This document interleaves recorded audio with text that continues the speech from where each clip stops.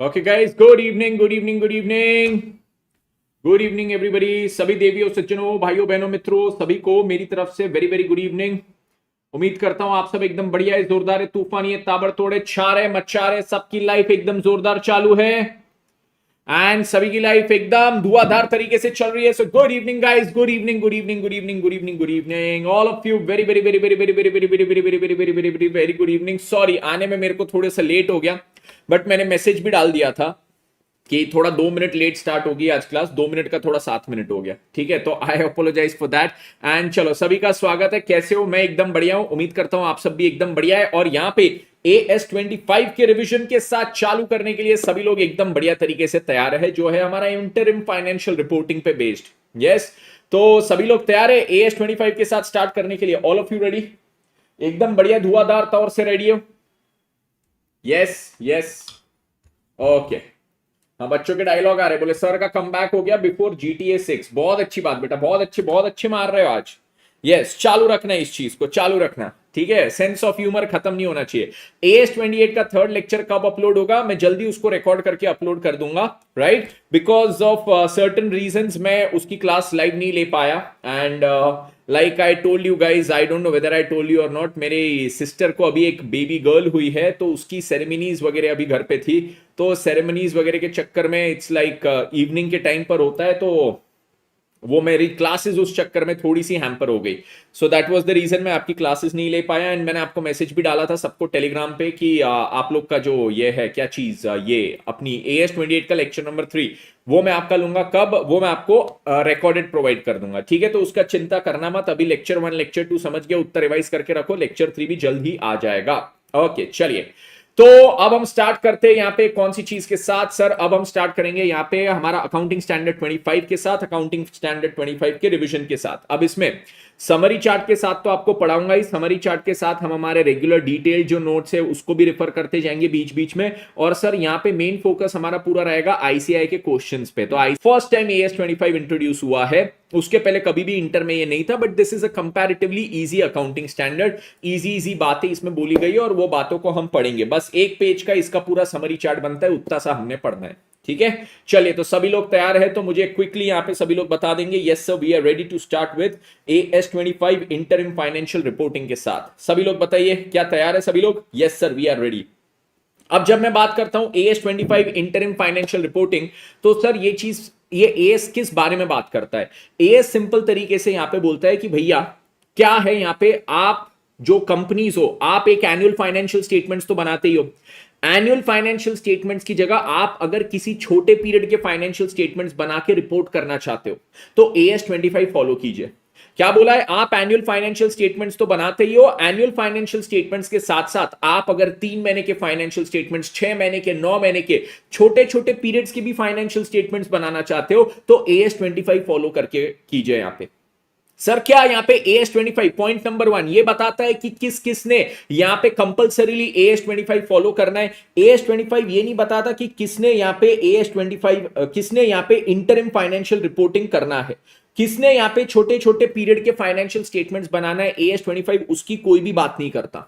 Sir आपने first line में देखो क्या लिखा है कि कंपनीज जिसकी नेटवर्थ 250 करोड़ से कम है उसको AS25 लगता है। हाँ, कंपनीज जिसकी नेटवर्थ 250 करोड़ से कम है उसको AS25 लगेगा, बट AS25 ये नहीं बोलता है कि भाई अगर तुम्हारी 250 करोड़ से कम की नेटवर्थ है तो भैया तुमको कंपलसरीली इंटरिम फाइनेंशियल रिपोर्ट्स बनाना ही है। AS25 एप्लीकेबल है अगर 250 करोड़ से कम हो तो, बट इंटरिम फाइनेंशियल्स बनाना कि नहीं वो तुम्हारी मर्जी। वो मैं कंपलसरी नहीं बोलता कि बस बनाना ही चाहिए, तुम 250 करोड़ से कम की कंपनी हो तो बनाना ही चाहिए, बात खत्म, tata see you bye bye good night, जाके सो जाओ। ना ना ना ना ना ना, 250 करोड़ से कम हो AS25 में कवर हो जाओगे, पर इंटरिम स्टेटमेंट्स बनाना कि नहीं वो तुम्हारी मर्जी। तो AS25 फिर बोलता क्या है? AS25 बोलता है कि अगर तुम 250 करोड़ से कम हो और तुमने ये डिसाइड किया है कि इंटरिम फाइनेंशियल रिपोर्टिंग करनी है, मतलब इंटरिम फाइनेंशियल स्टेटमेंट्स वगैरह बनाएंगे, तो फिर मैं जो बोलता हूं वो सुन लेना। मैं आपको बताऊंगा कि इंटरिम फाइनेंशियल स्टेटमेंट्स में प्रेजेंटेशन कैसा होगा, डिस्क्लोजर कैसा होगा, रिकॉग्निशन उसमें कैसे करना है, इनकम को रिकॉग्नाइज, एक्सपेंस को रिकॉग्नाइज, इंटरिम फाइनेंशियल स्टेटमेंट्स में आप असेट्स लायबिलिटीज कैसे लिखोगे, रिकॉग्निशन मेजरमेंट मैं जो बोलूंगा मेरे अनुसार करना, प्रेजेंटेशन डिस्क्लोजर की बातें मैं बता दूंगा, वो देख लेना और उस अनुसार बना देना। बनाना है कि नहीं वो तुम्हारी मर्जी, पर अगर तुमने डिसाइड किया कि बनाना है तो मेरी बात सुन लेना। ये AS25 का मेन मुद्दा है। तो AS25 does not mandate preparation of interim financial reports. ये कोई कंपल्शन नहीं करता कि भाई करना ही चाहिए। ये ऐसा नहीं बोलता कि आपने कितने टाइम में, आपको समझो यहां पे क्वार्टरली आपने डिसाइड किया कि हम क्वार्टर बाय क्वार्टर हमारे इंटरिम फाइनेंशियल रिपोर्ट्स बनाएंगे, तो कितने पीरियड में, अभी एक क्वार्टर खत्म हुआ, सपोज अभी सितंबर क्वार्टर खत्म हुआ, जुलाई अगस्त सितंबर 3 महीने का ये क्वार्टर खत्म हुआ, तो ये सितंबर क्वार्टर के बाद कितने महीने में आपके फाइनेंशियल स्टेटमेंट्स आ जाने चाहिए इंटरिम वाले, ये नहीं बताता। AS25 इसकी भी बात नहीं करता। AS25 ये भी नहीं बोलता कि आपने जो इंटरिम फाइनेंशियल स्टेटमेंट्स बनाए उसका रिव्यू करना है, ऑडिट करना है, ये भी बात नहीं करता। सर रिव्यू या ऑडिट क्या होता है? ऑडिट मतलब पूरा डिटेल्ड एनालिसिस, रिव्यू मतलब ओवरव्यू होता है, फाइनेंशियल स्टेटमेंट्स का ओवरव्यू, डिटेल्ड एनालिसिस नहीं, ऊपर ऊपर से देख लेना कि ओवरव्यू में तो सब ठीक है कि नहीं। तो ये रिव्यू ऑडिट की भी बात नहीं करता कि इंटरिम फाइनेंशियल रिपोर्टिंग अगर आप कर रहे हो तो उसका रिव्यू कराइए या उसका ऑडिट कराइए, ये बात नहीं करता। मैंडेट भी नहीं करता, कितने टाइम में आपने बनाना है वो भी नहीं बताता है, रिव्यू ऑडिट करवाना कि वो भी नहीं बताता। ये सिंपल क्या बताता है, AS25 simply mentions the presentation, disclosure, recognition, measurement aspects of interim financial reporting. अगर आपने सोचा कि आपको इंटरिम फाइनेंशियल रिपोर्टिंग करनी है, सोचेगा कौन? आप। इच्छा किसकी? आपकी। बनाने का डिसीजन किसका? आपका। अगर आपने डिसीजन ले लिया है तो फिर मैं प्रेजेंटेशन डिस्क्लोजर की बात करूंगा, रिकॉग्निशन मेजरमेंट की बात करूंगा, उतना सुन लेने का, बस हो गई बात खत्म। AS25 इतना ही बोलता है, ठीक है। Yes, if any company chooses to prepare interim financial statements then they should comply with the guidelines of AS25। Sir पर इसमें क्या केवल 250 करोड़ से कम की कंपनी चाहिए क्या? बेटा अगर 250 करोड़ या उससे ज्यादा की कोई कंपनी है ना तो उनको लग जाएगा इंड AS, और अगर कोई लिस्टेड कंपनी भी है, लिस्टेड कंपनी भी है तो उनको लग जाएगा इंड AS 34।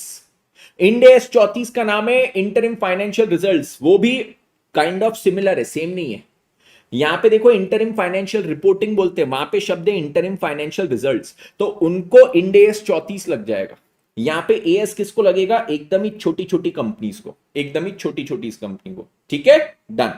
अब यहां पे क्या चीज है, ये देखो लिखा भी है, listed companies preparing interim financial results as per clause 41 of the listing agreements with SEBI that does not fulfill the definition of interim financial report as per AS25 will need to follow the recognition and measurement principles of AS25। अब sir ये क्या चीज है? अब यहां पे बोलते हैं कि जो लिस्टेड कंपनीज है, लिस्टेड कंपनीज पे क्या AS25 लगता है? नहीं सर, अब भी आपने बोले कि जो लिस्टेड कंपनीज है, कौन सी जो लिस्टेड कंपनीज है, लिस्टेड कंपनीज पे लगेगा इंड AS 34, उनको इंड AS 34 फॉलो करना पड़ेगा। साथ ही साथ जो कंपनीज लिस्टेड होती है ना, लिस्टेड कंपनीज पे एक और चीज लग जाता है। सर लिस्टेड कंपनीज पे क्या लगता है? सर इनका सेबी के साथ एक कॉन्ट्रैक्ट होता है, लिस्टिंग अग्रीमेंट का, लिस्टिंग अग्रीमेंट होता है इनका, लिस्टिंग अग्रीमेंट, जिसमें कुछ चीजें बोली जाती है कि भैया अगर तुमको तुम्हारी कंपनी लिस्ट करवानी है तो सेबी के लिस्टिंग अग्रीमेंट में दिए हुए जो क्लॉजेस है उसको फॉलो करना पड़ेगा। सेबी के लिस्टिंग अग्रीमेंट में दिए हुए क्लॉजेस को आपको फॉलो करना पड़ेगा। तो सेबी का जो लिस्टिंग अग्रीमेंट होता है उसमें क्लॉज 41 कहता है कि लिस्टेड कंपनीज ने इंटरिम फाइनेंशियल रिजल्ट्स प्रिपेयर करना है। रिजल्ट्स बोला है, रिपोर्ट नहीं बोला है। They haven't used the word report for the listed companies. SEBI ने अपने लिस्टिंग अग्रीमेंट के क्लॉज 41 में क्या शब्द यूज किया है? Interim financial results. Now results and report दोनों में फर्क है। इंटरिम फाइनेंशियल रिजल्ट्स वगैरह और इंटरिम फाइनेंशियल रिपोर्ट दोनों में थोड़ा थोड़ा फर्क है, सेम टू सेम नहीं है, वो चीज है, अलग अलग है। तो जो company Ind AS 34 and SEBI के लिस्टिंग अग्रीमेंट्स के क्लॉज 41 में कवर होती है, मतलब लिस्टेड कंपनीज, उनको इंटरिम फाइनेंशियल रिजल्ट्स बनाना है। किसको फॉलो करते हुए? लिस्टिंग अग्रीमेंट के क्लॉज 41 एंड इंड AS 34 को फॉलो करते हुए। बट यहां पे अब एक चीज बोलते हैं कि ये जो लिस्टेड कंपनीज है, कौन सी कंपनी? हमारी लिस्टेड कंपनी। लिस्टेड कंपनी को क्या क्या फॉलो करना है? सबसे पहले इसको बनाना है इंटरिम फाइनेंशियल रिजल्ट। ठीक है सर, ये क्या बनाएगा? Interim financial result. किसके अनुसार बनाएगा? Listing agreement. लिस्टिंग अग्रीमेंट किसके साथ हुआ है सर? सेबी के साथ। उसका क्लॉज 41 फॉलो करते हुए। किसके साथ हुआ? ये सेबी के साथ हुआ, और साथ ही साथ इंड AS 34 फॉलो करेगा। ये दोनों चीज फॉलो करके ये क्या बनाएगा? ये जो दोनों चीजें ये फॉलो करके अपने इंटरिम फाइनेंशियल रिजल्ट बनाएगा। क्या इंटरिम फाइनेंशियल रिजल्ट और इंटरिम फाइनेंशियल रिपोर्ट सेम है? सर इंटरिम फाइनेंशियल रिजल्ट जो यहां पे बोलते हैं लिस्टेड कंपनीज के लिए, एंड इंटरिम फाइनेंशियल रिपोर्टिंग जो AS 25 में बोलता है, उसमें फर्क है। क्या फर्क है? उसमें इनडेप्थ अभी जाने की जरूरत नहीं है, बट दोनों डिफरेंट है। Both are not the same, both are different. Result अलग, रिपोर्टिंग अलग। बट एक चीज अब जो मैं आपको कह रहा हूं वो सुनना। मैं इतना इसका बैकग्राउंड क्यों बनाया? बोले कि देखो, आप एक लिस्टेड कंपनी हो, हाँ, आपको इंटरिम फाइनेंशियल रिजल्ट बनाना है, हाँ, which is not interim financial reporting, it is interim financial result. ठीक है? किसके अनुसार? लिस्टिंग अग्रीमेंट के क्लॉज 41 के अनुसार और इंड AS 34 के अनुसार। ये दोनों फॉलो करते हुए आपको बनाना है। ओके, आपको ये इसके अनुसार जो बनाना है ना अपना इंटरिम फाइनेंशियल रिजल्ट, उसमें AS 25 की एक बात सुन लेना। क्या सुन लेना? आप यहां पे AS 25 के जो रिकॉग्निशन एंड मेजरमेंट प्रिंसिपल्स है ना, वो फॉलो कर लेना। AS 25 में दिए गए रिकॉग्निशन एंड मेजरमेंट प्रिंसिपल्स किसको फॉलो करने? सर जो लिस्टेड कंपनी है उसको अपने इंटरिम फाइनेंशियल रिजल्ट्स बनाते समय जो वो AS 25 के अनुसार नहीं बना रहा, वो listing agreement and Ind AS 34 के अनुसार बना रहा है, उसमें भी उसको AS 25 का ये एक पॉइंट फॉलो करना है। इसमें भी AS 25 का रिकॉग्निशन एंड मेजरमेंट का एक पॉइंट यहां पे फॉलो करना है। ठीक है? ये एक चीज उसको यहां पे फॉलो करना है। ठीक है? बाकी जो हमारी 250 करोड़ से कम की नेटवर्थ की कंपनी है, इन्होंने अगर डिसाइड कर लिया क्या बनाना, इंटरिम फाइनेंशियल रिपोर्टिंग करेंगे।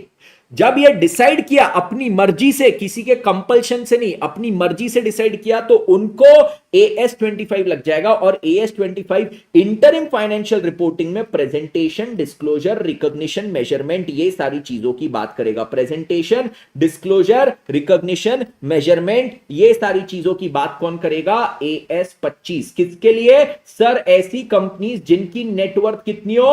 Less than 250 CR। Yes.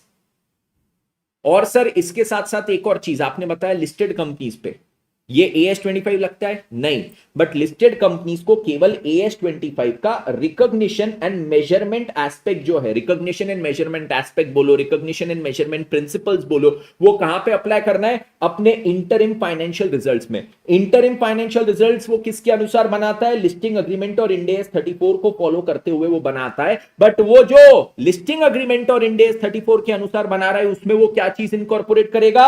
AS 25 के recognition and measurement principles. Sir ये चीज क्यों पढ़ाई? आपको इस पे MCQ पूछा जा सकता है, इसमें आपको MCQ पूछा जा सकता है। ठीक है? यस। सीमू, मैंने इसका आंसर पहले ही आपको दे दिया, ये चीज समझाते हुए मैंने वही बोला, और यहां पे लिख भी दिया मैंने वो चीज। ये रिजल्ट, ये रिपोर्टिंग दोनों अलग अलग चीज है, प्लीज थोड़ा अटेंटिव रहिए। ठीक है? एक ही चीज को बार बार बोलूंगा तो हमारा टाइम बहुत ज्यादा लग जाएगा, प्लीज थोड़ा सा अटेंटिव रहिए। ओके, चलो। AS और इंड AS में क्या फर्क है? AS बेटा इंडिया की लोकल अकाउंटिंग जो हमारे प्रिंसिपल्स है, इंडिया में जो गैप है, Indian gap, generally accepted accounting principles, Indian environment के अनुसार, वो उसके बेसिस पे हमारा जो अकाउंटिंग पॉलिसीज बनाई गई है, जो अकाउंटिंग स्टैंडर्ड्स बनाए गए, उसको हम बोलते हैं AS। उसको हम क्या चीज बोलते हैं? AS, जो केवल इंडिया को ध्यान रखते हुए बनाया गया है, इंडिया के इकोनॉमिक एनवायरनमेंट को ध्यान रखते हुए बनाया गया है। इंड AS क्या है? जो इंटरनेशनल स्टैंडर्ड्स है उसको ध्यान रखते हुए जो इंडिया में अब अडॉप्ट हो रहे हैं अकाउंटिंग स्टैंडर्ड्स, इंटरनेशनल स्टैंडर्ड्स को ध्यान रखते हुए उससे बने हुए जो इंडिया में अडॉप्ट हो रहे अकाउंटिंग स्टैंडर्ड्स, उसको अब हम कहते हैं इंड AS। तो सर इंड AS से क्या कोई बेनिफिट है? इंड AS से बेनिफिट यह है कि अब जो इंडिया की कंपनीज है, लिस्टेड कंपनीज, जैसे रिलायंस हो गई, रिलायंस अब जो अपने फाइनेंशियल स्टेटमेंट्स बनाती है वो इंड AS के अनुसार बनाती है। तो ये जो इंड AS के अनुसार बनाई हुई चीजें हैं, ये इंड AS के अनुसार बनाए हुए फाइनेंशियल स्टेटमेंट्स ग्लोबली अगर कोई भी पढ़ता है तो उसको समझ जाता है कि इसमें क्या क्या अकाउंटिंग पॉलिसीज है, इसके पीछे का कारण क्या है, ये चीज क्लियर।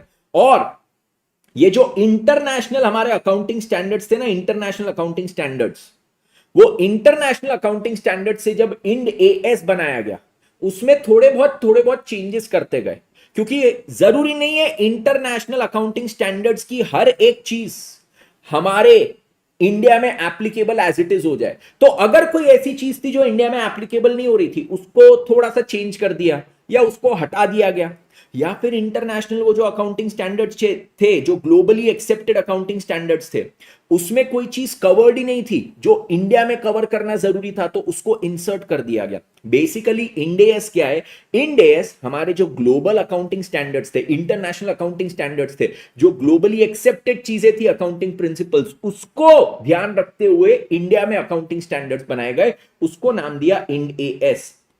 और जो पुराने केवल इंडिया के अकाउंटिंग पॉलिसीज के अनुसार अकाउंटिंग स्टैंडर्ड्स बने थे, उसको हम केवल कहते हैं एएस। ये दोनों का फर्क समझा, ये दोनों का फर्क समझा, एएस और इंड एएस का। यस, ये दोनों का फर्क सबके दिमाग में गया कि इंड एएस क्या चीज है। बच्चे इसमें ये भी पूछते एएस थे तो इंड एएस की क्या जरूरत थी, ये जरूरत थी, एएस केवल इंडिया के इकोनॉमिक एनवायरमेंट के अनुसार था, Ind AS global economic environment, global accounting को ध्यान रखते हुए उसमें थोड़े बहुत चेंजेस करके इंडिया में एक्सेप्टेड अकाउंटिंग स्टैंडर्ड्स बनाए गए।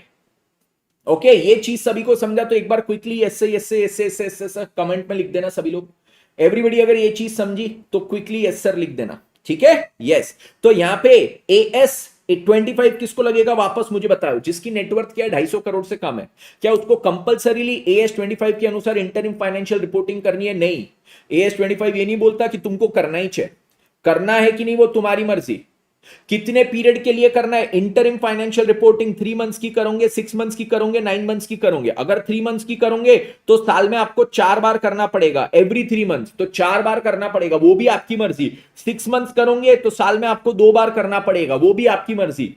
पर अगर आप इंटरिम फाइनेंशियल रिपोर्टिंग करना डिसाइड करते हो, तो मैं जो प्रेजेंटेशन, डिस्क्लोजर, रिकॉग्निशन, मेजरमेंट के प्रिंसिपल्स बोलता हूं वो फॉलो कर लेना, ठीक है। और साथ ही साथ एएस 25 में जो रिकॉग्निशन एंड मेजरमेंट प्रिंसिपल्स है, यहां पे जो रिकॉग्निशन एंड मेजरमेंट प्रिंसिपल्स है वो किसको अप्लाई हो जाते हैं? सर, जो लिस्टेड कंपनी है जो अपने interim financial results, listing agreement और इंड एएस 34 को ध्यान में रखते हुए बनाती है, जो अपने interim financial results, listing agreement और इंड एएस 34 को ध्यान में रखते हुए बनाती है, राइट। ये इनको भी एएस 25 के रिकॉग्निशन एंड मेजरमेंट प्रिंसिपल्स को फॉलो करना रहता है।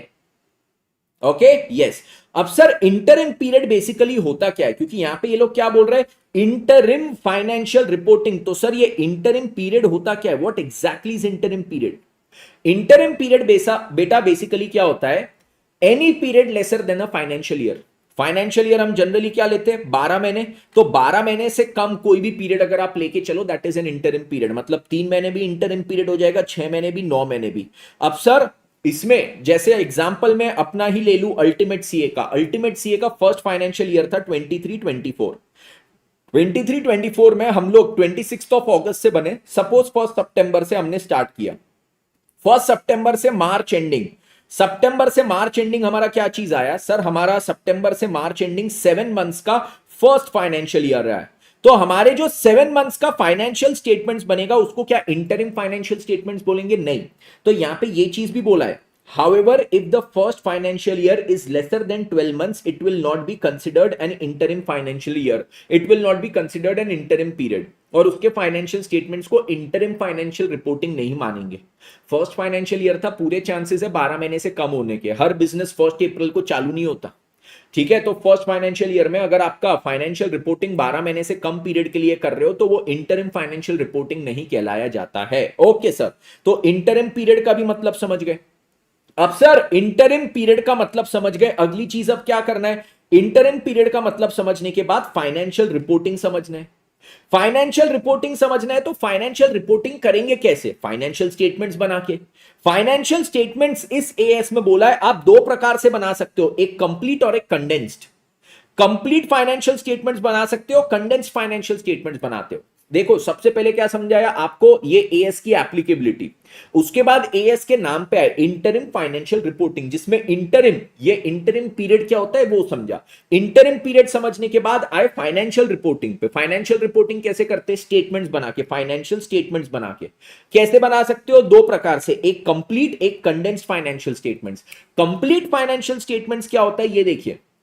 कंप्लीट फाइनेंशियल स्टेटमेंट्स का सिंपल मतलब, जैसे आपके एनुअल फाइनेंशियल स्टेटमेंट्स है, साल खत्म होने पे आप जो पूरे डिटेल में इनडेप्थ फाइनेंशियल स्टेटमेंट्स बनाते हो, पूरे अकाउंटिंग स्टैंडर्ड्स को फॉलो करके, सब चीजें इनडेप्थ इनडेप्थ इनडेप्थ, पूरे फाइनेंशियल स्टेटमेंट्स का हमने ये शेड्यूल 3 डिवीजन 1 के अनुसार जो फाइनेंशियल स्टेटमेंट्स चैप्टर में फॉर्मेट पड़ा है, उसको फॉलो करते हुए आप जो यहां पे फाइनेंशियल स्टेटमेंट्स बनाते हो ना एनुअल वाले, वैसे ही अगर आप इंटरिम पीरियड के लिए भी बनाओगे, सेम जैसे आप एनुअल पीरियड के लिए जितना इनडेप्थ बनाते हो, जितना डिटेल्ड बनाते हो, उतना ही डिटेल्ड अगर आप इंटरिम पीरियड के लिए बनाओगे तो उसको बोलेंगे कंप्लीट सेट। उसको क्या बोलेंगे, complete set of financial statements, जिसमें आपका पूरा complete in-depth balance sheet, in-depth PNL, in-depth cash flow, all significant accounting policies का हम जो डिस्क्लोजर देते हैं। सर फाइनेंशियल स्टेटमेंट्स बनने के बाद एक आता है डिस्क्लोजर, अकाउंटिंग पॉलिसीज जो फॉलो की है, राइट। अभी ये हमारा रिवीजन क्लास है, नहीं तो मैं आपको तुरंत के तुरंत रिलायंस के फाइनेंशियल स्टेटमेंट्स दिखाता, जिसमें PNL, balance sheet, cash flow के बाद वो जितनी अकाउंटिंग पॉलिसीज फॉलो की है वो सब डिस्क्लोज करते। तो आपको भी यहां पे करना पड़ेगा। और उसके बाद नोट्स टू अकाउंट्स, ये सब चीजें बनाने में जो आपको नोट्स डिटेल्स लगेंगे, वो सारे नोट्स की डिटेल्स आपको देना पड़ेगा। सपोज आपने बैलेंस शीट में लिखा है एक चीज पीपी, और पीपी का डिटेल आपने नोट नंबर 10 में डाला, तो सारे नोट आपको यहां पे दिखाने पड़ेगा, ऑल नोट्स। मतलब जितना इन डेप्थ आपका एनुअल फाइनेंशियल स्टेटमेंट्स, उतना ही इन डेप्थ आपका इंटरिम फाइनेंशियल स्टेटमेंट्स भी बनेगा। किसमें, अगर आप डिसाइड करते हो complete set of financial statements बनाने। सर ये कैसे डिसाइड करना, आपकी खुद की मर्जी होती है। मैनेजमेंट, कंपनी का जो मैनेजमेंट है वो जज करेगा कि उनको कंप्लीट सेट बनाना है कि नहीं। सर एएस 25 क्या बोलता है, एएस 25 कुछ नहीं बोलता है, वो खाली बताता है ये भी बना सकते हो, ये भी बना सकते हो। ठीक है सर, अगर हम कंडेंस्ड सेट सोचे कि condensed set of financial statements बनाएंगे, तो एएस 25 क्या बोलता है, बोले आपके एनुअल फाइनेंशियल स्टेटमेंट्स जब आपने बनाए, तो इसमें जैसे बैलेंस शीट बनाए, बैलेंस शीट में आपने क्या किए, लाइबिलिटी, इक्विटी एंड लाइबिलिटी से स्टार्ट किए थे। उसमें आपने लिखे थे shareholder fund, shareholder funds में share capital reserves and surplus. तो शेयर होल्डर फंड्स क्या हो गया, हेडिंग। ये share capital reserves and surplus क्या हो गया, सब हेडिंग। Yes sir. तो बोलते हैं ये जो हेडिंग और सब हेडिंग है ना, एटलीस्ट ये आपकी कंडेंस्ड फाइनेंशियल स्टेटमेंट्स में भी दिखनी चाहिए। तो कंडेंस्ड फाइनेंशियल स्टेटमेंट्स में आपकी हेडिंग और सब हेडिंग, तो ये सारी चीजें आपकी दिखनी चाहिए। बहुत इनडेप्थ हर एक चीज मत बताओ, बट हेडिंग सब हेडिंग तो दिखा दो भैया। हेडिंग सब हेडिंग दिखा सकते हो ना, हाँ उतना दिखा दो, हमारा काम हो जाएगा। यहां पे बोले थे आपको पूरी की पूरी अकाउंटिंग पॉलिसीज जो फॉलो किया है वो सब आपने डिस्क्लोज करना पड़ेगा। यहां पे आपको सारे अकाउंटिंग स्टैंडर्ड्स के साथ कंप्लाई करना पड़ेगा अगर आप कंप्लीट सेट बनाते हो। यहां पे बोले आपको डिस्क्लोजर में केवल सिलेक्टेड एक्सप्लेनेटरी नोट्स डिस्क्लोज करना है। सर कौन से, वो भी हम पढ़ेंगे। यहां पे बोले केवल सिलेक्टेड एक्सप्लेनेटरी नोट्स आप डिस्क्लोज करो, आपका काम हो जाएगा। ये पूरा डिटेल डिस्क्लोजर देने का नहीं, ये भी वो भी ऐसा वैसा फलाना ढिमकाना, ये वो नहीं। यहां पे बोले आपका ये जो अकाउंटिंग पॉलिसीज भी, आपकी अकाउंटिंग स्टैंडर्ड्स भी जो है, सारे के सारे अकाउंटिंग स्टैंडर्ड्स यहां पे कंप्लाई करना जरूरी नहीं है, जैसे कंप्लीट सेट में था everything has to be complied with. यहां पे ऐसा जरूरी नहीं है, ना ना ना। यहां पे बोलते हैं आपको हम जो सिलेक्टेड एक्सप्लेनेटरी नोट्स, जो मैं यहां पे आपको बताऊंगा, सिलेक्टेड एक्सप्लेनेटरी नोट्स हम जितने बोल रहे हैं वो तो आपको बता नहीं है, बट वो छोड़ के बेटा एक चीज ध्यान रखना, हमने वो 9 पॉइंट 10 पॉइंट आपको दिए, वो आपने बता दिए, बट केवल उतना बताने से एक ऐसा इंपॉर्टेंट पॉइंट अगर ओमिट हो गया जिससे आपके फाइनेंशियल स्टेटमेंट्स मिसलीडिंग हो जाएंगे, तो बेटा वो भी डिस्क्लोज कर देने का। हम जो सिलेक्टेड एक्सप्लेनेटरी नोट्स बोल रहे हैं 9-10 पॉइंट, उतना तो दिखाने का ही, बट अगर कोई ऐसा एडिशनल पॉइंट भी आपको जरूरी लगता है जिसको ओमिट करने से आपके फाइनेंशियल स्टेटमेंट्स मिसलीडिंग हो जाएंगे, तो भैया उसको भी डिस्क्लोज कर दो। मतलब इन्होंने देखो ऐसा नहीं बोला बस 9 पॉइंट हमने बोला तुम भी 9 पॉइंट डिस्क्लोज करो, बात खत्म।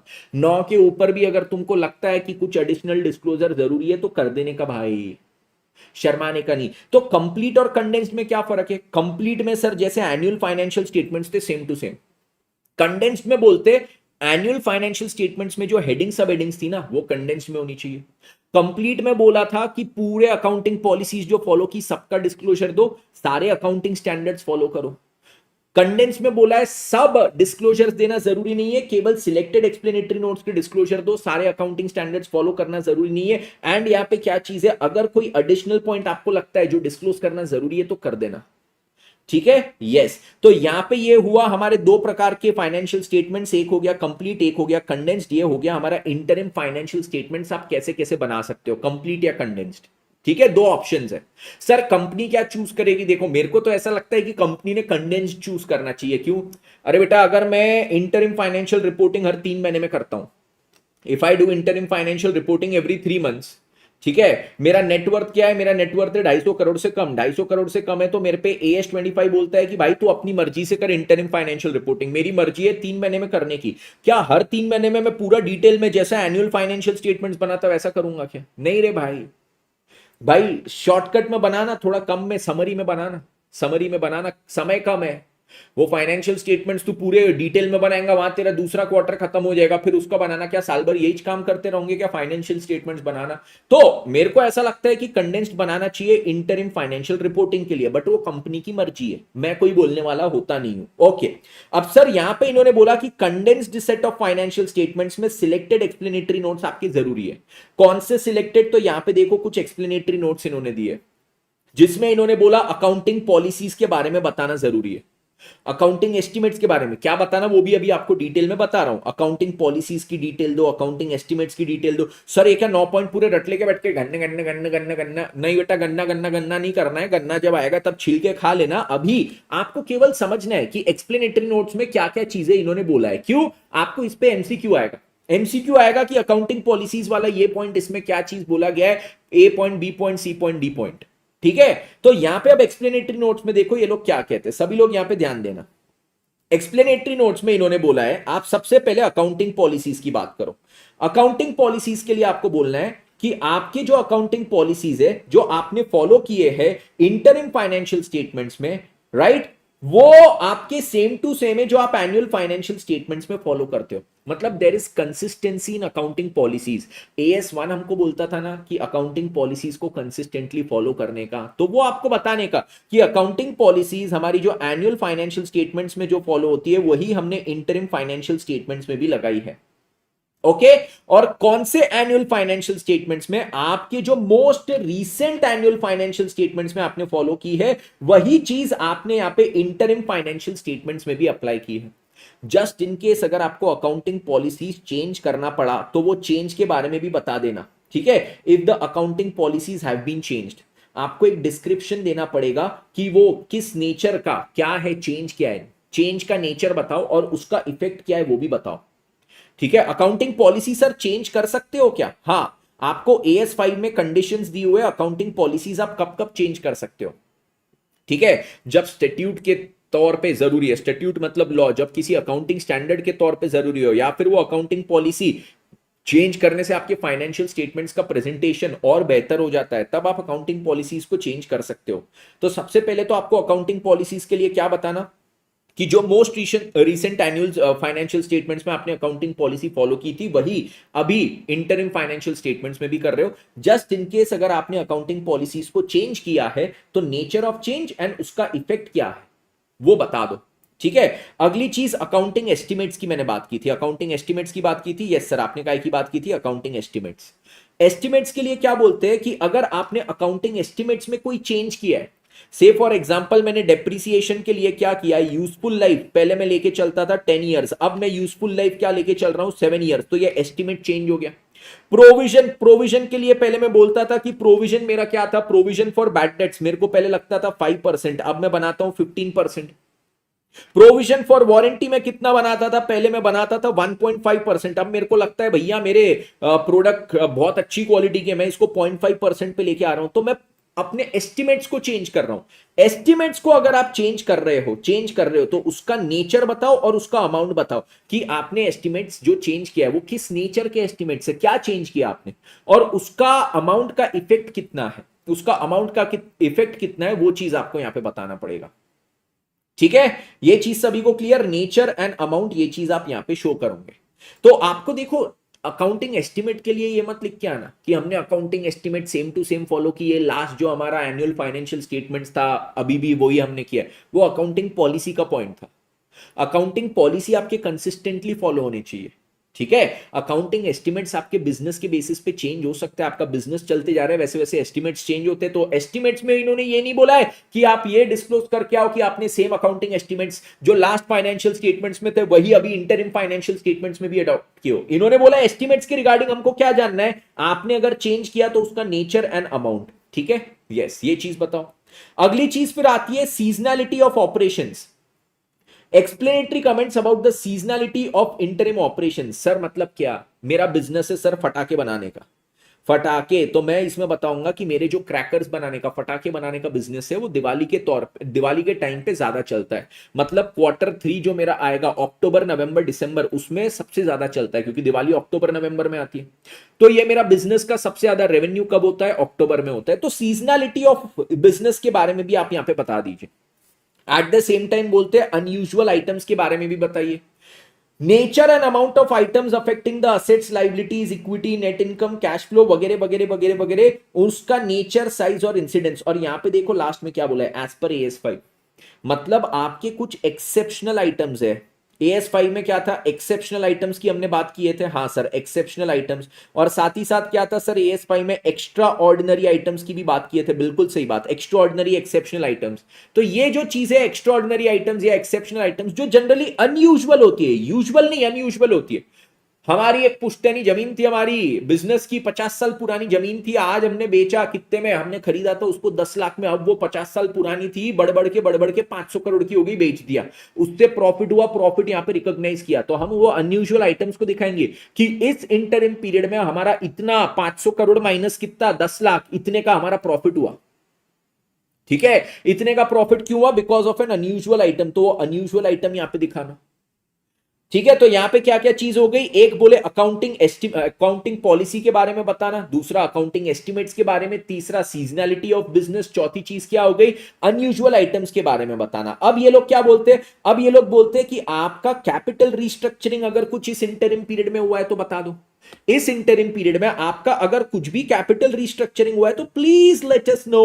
मतलब आपने इस इंटरिम पीरियड में कुछ शेयर्स इशू किए हो, बायबैक किए हो, शेयर्स इशू किए हो, रिडीम किए हो, डिबेंचर्स इशू किए हो, रिडीम किए हो, कुछ भी किए हो, लोन लिए हो वगैरह, मतलब आपका जो कैपिटल स्ट्रक्चर है कुछ बदला है तो issue, buyback, repayment, restructure of debt जो भी हुआ है वो यहां पे बताओ, जो भी हुआ है वो यहां पे बताओ, जिससे आपका क्या है, कैपिटल रिस्ट्रक्चर हुआ है वो हमको पता लग जाए, ठीक है। यस, उसके बाद डिविडेंड, भैया आपने अगर डिविडेंड वगैरह कुछ दिए हो, डिविडेंड्स एग्रीगेट अमाउंट या फिर पर share, separately for equity shares and other share, आपने कुछ इस इंटरिम क्वार्टर में, इस इंटरिम पीरियड में क्या किए हो, डिविडेंड वगैरह डिक्लेयर किए हो, तो उसके बारे में डिटेल दो।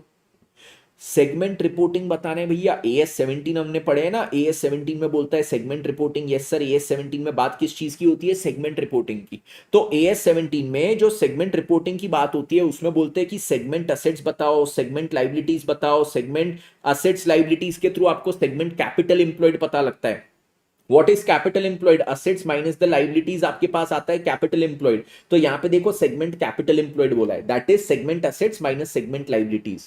साथ ही साथ सेगमेंट रेवेन्यू, सेगमेंट एक्सपेंसेस वगैरह ये सारी चीजें भी बताओ। सेगमेंट रेवेन्यू बोला है, सेगमेंट रिजल्ट बोला है। सर सेगमेंट रिजल्ट कैसे आता है, revenue minus the expenses gives you the segment result. तो ये सारी चीजें आप सेगमेंट के तौर पे भी बताओ। इंटरिम फाइनेंशियल रिपोर्टिंग जब कर रहे हो उसमें जो भी आपका इंटरिम पीरियड है, से फॉर एग्जांपल थर्ड क्वार्टर, तो थर्ड क्वार्टर में आप सेगमेंट रिपोर्टिंग भी करके बताओ, थर्ड क्वार्टर की सेगमेंट रिपोर्टिंग करके बताओ। उसमें सेगमेंट असेट्स बताओ, सेगमेंट लाइबिलिटीज, तो ये दोनों मिलके क्या होता है, सेगमेंट कैपिटल एम्प्लॉयड। फिर सेगमेंट रेवेन्यू बताओ, यस, और फिर क्या बताओ, सेगमेंट रिजल्ट, यस। ये सारी चीजें आप सेगमेंट बेसिस पे भी बताओ। और फिर बोलते कंपोजिशन चेंजेस, मतलब सर क्या है, इस इंटरिम पीरियड में अगर कुछ हमारे बिजनेस में अमेलगमेशन हुए, कुछ एक्विजिशन हुए, या बिजनेस का कुछ हिस्सा हमने बेच दिया है, डिस्पोज किया है, तो वो हमारे बिजनेस का कंपोजिशन चेंज हुआ है, तो उसके बारे में भी बता दो, ठीक है। और फिर बोलते हैं कि कोई कंटिंजेंट लाइबिलिटीज है आपकी, उसमें कोई मटेरियल चेंजेस आए, कंटिंजेंट लाइबिलिटी से रिलेटेड कुछ मटेरियल चेंजेस आए कि कंटिंजेंट लाइबिलिटी अब लाइबिलिटी बन चुकी है, या जो कंटिंजेंट लाइबिलिटी है वो रिमोट हो चुकी है, अब उसमें पेमेंट का स्कोप ही नहीं दिख रहा हमको, इट हैज बिकम रिमोट, तो उसके बारे में बताओ। तो ऐसे इन्होंने 9 पॉइंट्स दिए हैं जो आपको कंडेंस्ड फाइनेंशियल स्टेटमेंट्स में भी देने हैं। इन्होंने क्या किया है, 9 पॉइंट दिए हैं जो आपको कंडेंस्ड फाइनेंशियल स्टेटमेंट्स में भी देना है। बेटा जो लोग AS 28 की यहां पे बात कर रहे हैं, मैं लेक्चर के स्टार्टिंग में AS 28 के बारे में बोल दिया, प्लीज एक बार स्टार्टिंग से देख लो लेक्चर, ठीक है? मैंने बोल दिया, बार बार मत बोलने लगाओ मेरे को, ओके? वो अपलोड हो जाएगा, one in the final time बोल रहा हूं, वो अपलोड हो जाएगा, प्लीज उसके रिगार्डिंग यहाँ पे कच कच मत करो बीच बीच में, ठीक है? कर दूंगा मैं अपलोड, मेरे पास कोई कारण नहीं है उसको अपलोड नहीं करने का। मैं आपको पहले 2 लेक्चर किया तो थर्ड लेक्चर भी कर दूंगा, बस थोड़ा पेशेंस रखो। मैंने पहले ही माफी मांगी कि मैं उसको लाइव नहीं ले पाया, बट उसको रिकॉर्डेड कर दूंगा, ठीक है? I need some patience for that, okay? चलो, तो यहां पे इन्होंने क्या बोला, इन्होंने बोला कि सर आप क्या करते हो जब condense set of financial statements बनाते हो, तो condense set of financial statements में आपको केवल सिलेक्टेड एक्सप्लेनेटरी नोट्स देना है, आपको पूरा डिटेल में सारी चीजों की बात नहीं करना है। सिलेक्टेड एक्सप्लेनेटरी नोट्स में क्या क्या चीज है, 9 पॉइंट की बात की। सबसे पहले अकाउंटिंग पॉलिसीज, क्या चीज, अकाउंटिंग पॉलिसीज यूनिफॉर्म है। यूनिफॉर्म मतलब सेम जो आपने अप्लाई किया था लास्ट जब आपने एनुअल फाइनेंशियल स्टेटमेंट्स बनाए थे, वही आपने अभी भी इसी इंटरिम पीरियड में फॉलो किया। Just in case accounting policies में कोई भी चेंज है तो उसका नेचर और उसका अमाउंट, अमाउंट बोलो इफेक्ट बोलो जो भी है वो बता दो। उसके बाद अकाउंटिंग एस्टिमेट्स, अकाउंटिंग एस्टिमेट्स में केवल अगर चेंज की बात है तो बता दो, चेंज क्या किया हो, उसका नेचर बता दो, उसका अमाउंट बता दो। आपका बिजनेस अगर सीजनल है, सीजनलिटी ऑफ बिजनेस, तो उसके बारे में बात कर लो। आपका बिजनेस क्या है, सीजनल, कि हमारा इस क्वार्टर में ज्यादा रेवेन्यू होता है, इस क्वार्टर में कम, तो उसके बारे में बता दो। नेक्स्ट चीज क्या है, कॉम्पोजिशन, आपने कुछ यहां पे क्या किया, आपने अमेलगमेशन किया, आपने कोई बिजनेस को अक्वायर किया, या फिर क्या चीज है, आपने यहां पे कोई अपने बिजनेस का हिस्सा डिस्पोज किया, ये सब की डिटेल दे दो। कैपिटल रिस्ट्रक्चरिंग कियो, आपने इश्यू ऑफ शेयर्स कियो, बायबैक ऑफ शेयर्स कियो, रिडेम्पशन ऑफ शेयर्स कियो, कुछ भी चीज कियो, redemption of debentures, issue of debentures, ये सारी चीजें कियो।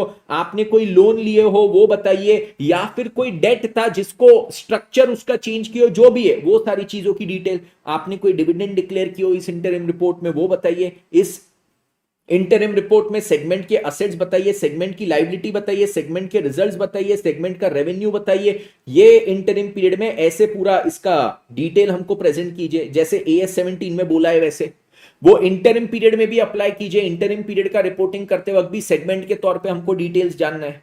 और फिर कंटिंजेंट लायबिलिटीज के बारे में बोला है कि कंटिंजेंट लायबिलिटी से रिलेटेड कोई मटेरियल चेंजेस है तो भैया वो भी हमको बता दो। कोई मटेरियल चेंजेस, कंटिंजेंट लायबिलिटी अब लायबिलिटी बन गई, ठीक है, तो उसका प्रोविजन क्रिएट कर रहे हैं या लायबिलिटी के तौर पे लिख रहे हैं उसको, या फिर कंटिंजेंट लायबिलिटी के अब चांसेस ऑफ पेमेंट एकदम रिमोट हो चुके हैं तो अब उसको कंटिंजेंट लायबिलिटी के तौर पे भी डिस्क्लोज करने की जरूरत नहीं। जो भी चीज है AS 29 में इसके बारे में पढ़े हैं तो वो चीज। एंड अनयूजुअल आइटम्स मतलब कोई AS 5 के अनुसार एक्सेप्शनल या एक्स्ट्रा ऑर्डिनरी आइटम्स होती है तो उसके बारे में भी आपने यहां पे डिस्क्लोजर देने का एक्सप्लेनेटरी नोट्स में। ये चीज सभी को clear, everybody absolutely clear with this, 100% clear? Yes sir. तो ये हमारी बात हो गई अभी तक कौन सी चीज की, ये हमारी बात हो चुकी है कि condense set of financial statements में सिलेक्टेड एक्सप्लेनेटरी नोट्स हमको कौन से जरूरी है।